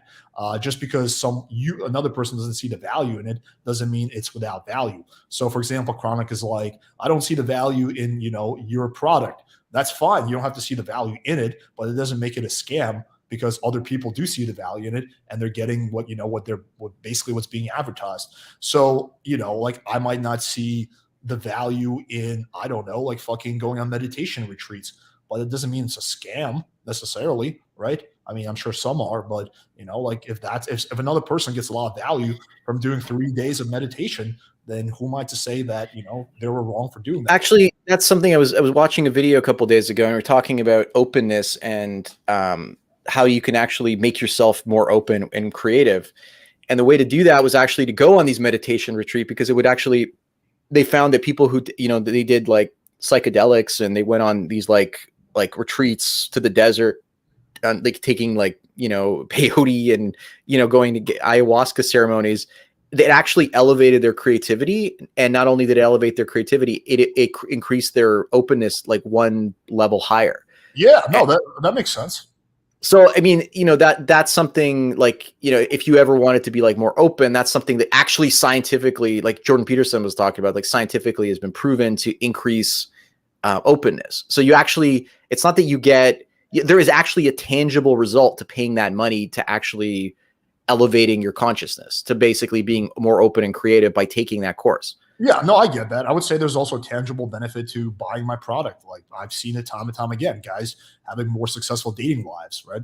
And just because like not everyone wants that doesn't make it's like not true. Yeah, I mean, look, there's like you could go off on different like you could be giving people like you could give them diet advice. That's something I would totally be working on as well, right? Like you could give them, working out advice. You could get, there's tons of stuff. Like I give financial advice, and there's tons of things you can talk about. So it's not just so much dating. Like I think you're kind of by labeling yourself as a pickup coach, it's kind of like you're short selling all of the other things that you have to offer. And I think it's important. That's like a fair point. I would say, I would just say this: the reason I do that is because that's what I'm like an expert at. Like, I'm decent with finances, but I think I'm not that great at it. I'm not that, like, I don't think I'm that great at fitness, right? But I think dating and pickup is something I'm pretty fucking great at. So that's kind of why I focus on that. And I agree with you that I could go more broader. And I think a lot of people in my position do. Like, that's what you see RSD did. They go broader. But I think there's a disadvantage to going too broad when you get too far outside of your niche and you're like talking about things that you're not even that good at. That's what I see as like slightly problematic. You know what I mean? Yeah, you want to stay within, like, but you got to have the orbit or interests that kind of orbit your main interests, and then that way you can kind of relate to more guys and grow your marketplace, right? Yeah, no, for sure. But then you don't want to grow your marketplace at the expense of your values, right? Yeah, for sure. Another issue that like I think is important to kind of cover is like, the pickup community is still for the most part monetized on YouTube. Like, you guys can make money. But the whole MGTOW community was demonetized in 2018, right? So we lost the ability to make money. So yeah, that sucks, man. I'm not in favor of that. I think you guys should be monetized. But even the black pill community is monetized. So I think that there's a certain, like every MGTOW channel, like every single one of them is demonetized. Yeah, in November 2018, we woke up and every single channel that had MGTOW in the title or in as the title of the channel or a video title was just demonetized. Every single one. Yeah, that sucks, man. So that's where a lot of our stuff went under, and so a lot of the promotion by the mainstream is the red pill and the red pill pickup community and the black pill community, because the thing is, both of those communities still either offer or want female validation, right? So the MGTOW community is the most dangerous because it like, if a man can free themselves, like myself, from relationships and sex entirely, then that's a man that cannot be controlled using sexuality. And that to the state would be dangerous if enough men basically were like, nope, you can't control me with sex. You know, how could this, you know, how do you control guys? I see it more as just like advertisers not wanting to be, for whatever reason, maybe due to biases, be associated. I think. Yeah, I mean, that's what happened with, you know, with CNN. CNN did a hit piece, and then they paraded it around to advertisers, and advertisers just pulled out of, like a week later, they pulled out of YouTube for MGTOW content entirely. Yeah, I mean, I think there's also different levels to MGTOW. Like talking to you, you're largely different than you know, like someone like TFM in your positions. Like aside from just the sex doll, like you don't believe women's autonomy or rights should be taken away. He does.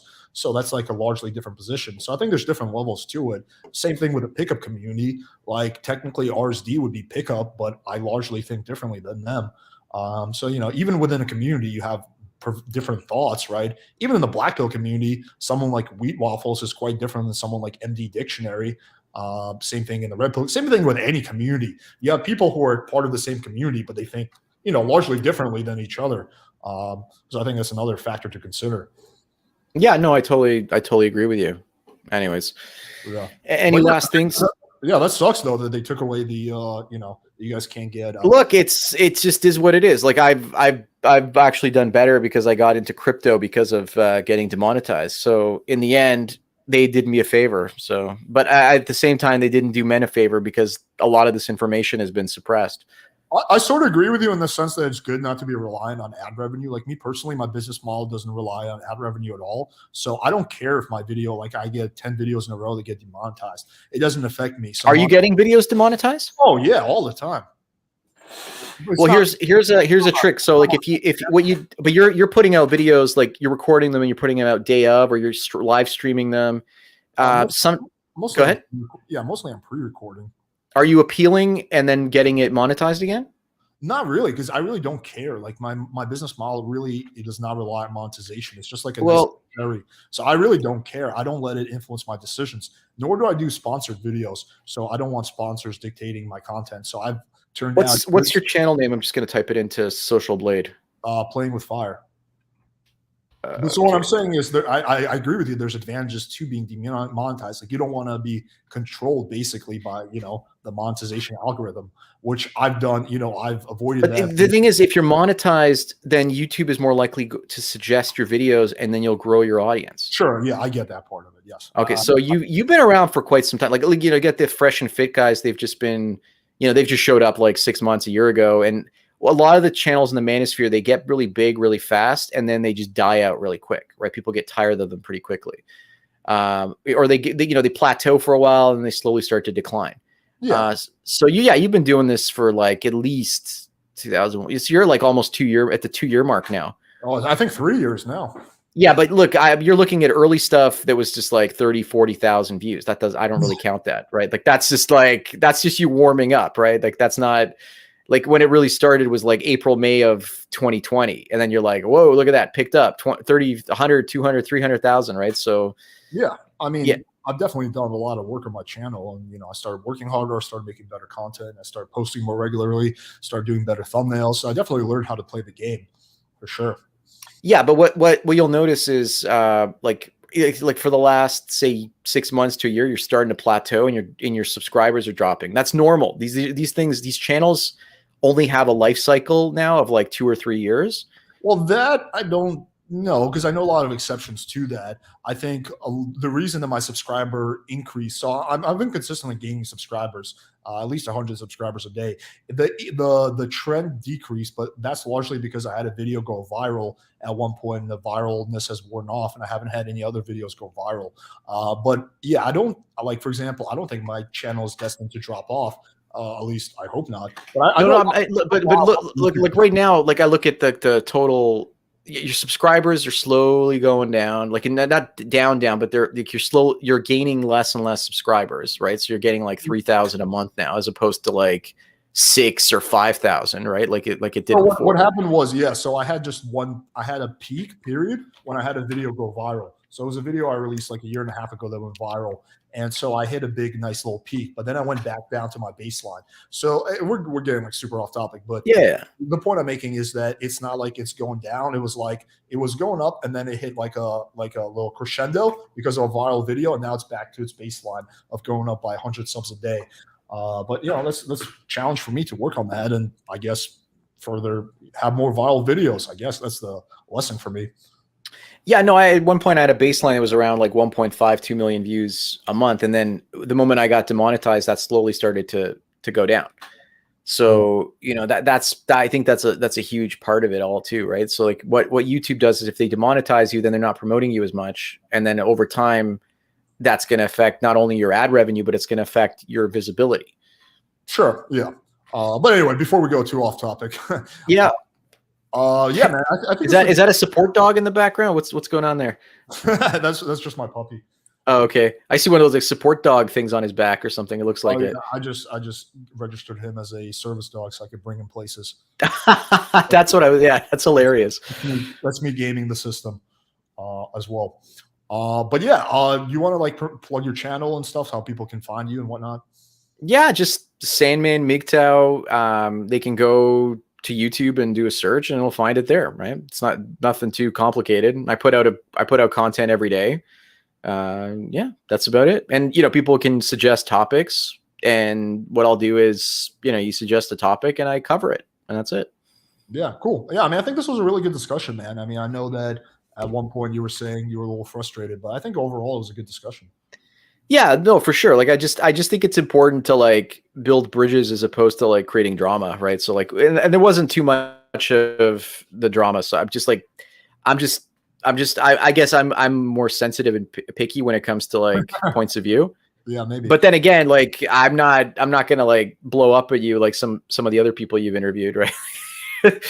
You're probably shocked. Who are you referring to? Who blew up on me? Well, I'm not gonna mention names, right? Not blew up, but just kind of like I'm not gonna say anything. Maybe tell me offline. You can like email me and let me know. I'm curious who you're thinking of. I'm trying to think who blew up on me. Not blew up, but just kind of like just I don't know, just never mind. It's all right, man. It's all good. I don't want to create more drama than it's worth. And now all these people are like, who's he talking about? Like, I gotta find out. I gotta contact. I'm curious myself, honestly. I think I've had like I don't think I've ever had like actually a not blowing up, but just kind of like creating drama, stirring up drama, right? That's like a couple. Yeah, I guess me and Rollo a little bit. We kind of had that happen, but I never had him on my channel. Like usually if someone is willing to go on my channel, like I can usually find a way to have a good discussion with them. Even if they think completely differently than me. Like I usually am pretty good at like, okay, like what's like something that we can agree on, what's something that we can disagree on, how can we like discuss our ideas civilly.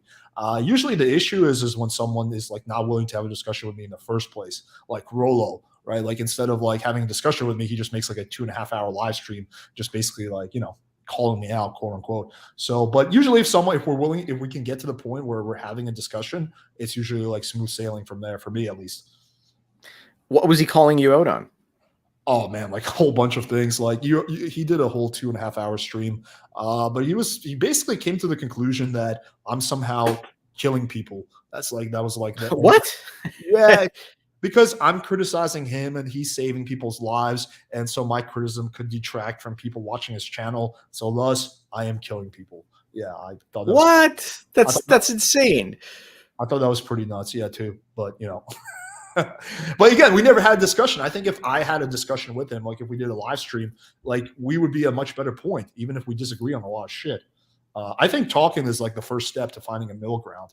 So yeah, like look, I think it just comes down to like we both, neither of us kind of understand like our, you're like, how can this guy not have sex? And then I'm coming at it like, how can this guy have sex without feeling anything, right? This is, I think I neither of us can really like not necessarily like, yeah, we can't empathize with the other's position. We can kind of understand that's what we've kind of found as being successful and beneficial in our own lives, and it works for us. But neither of us can really put ourselves in the other person's shoes because we're completely different. Yeah. I think that's totally okay. All right, cool, man. Thank you for coming All on. I right. really appreciate it, man. It was a good discussion. Yeah, let's keep in touch. All right. Thanks again. Take care, Bye. man. All right, guys. Thanks everybody for tuning in. Until next time.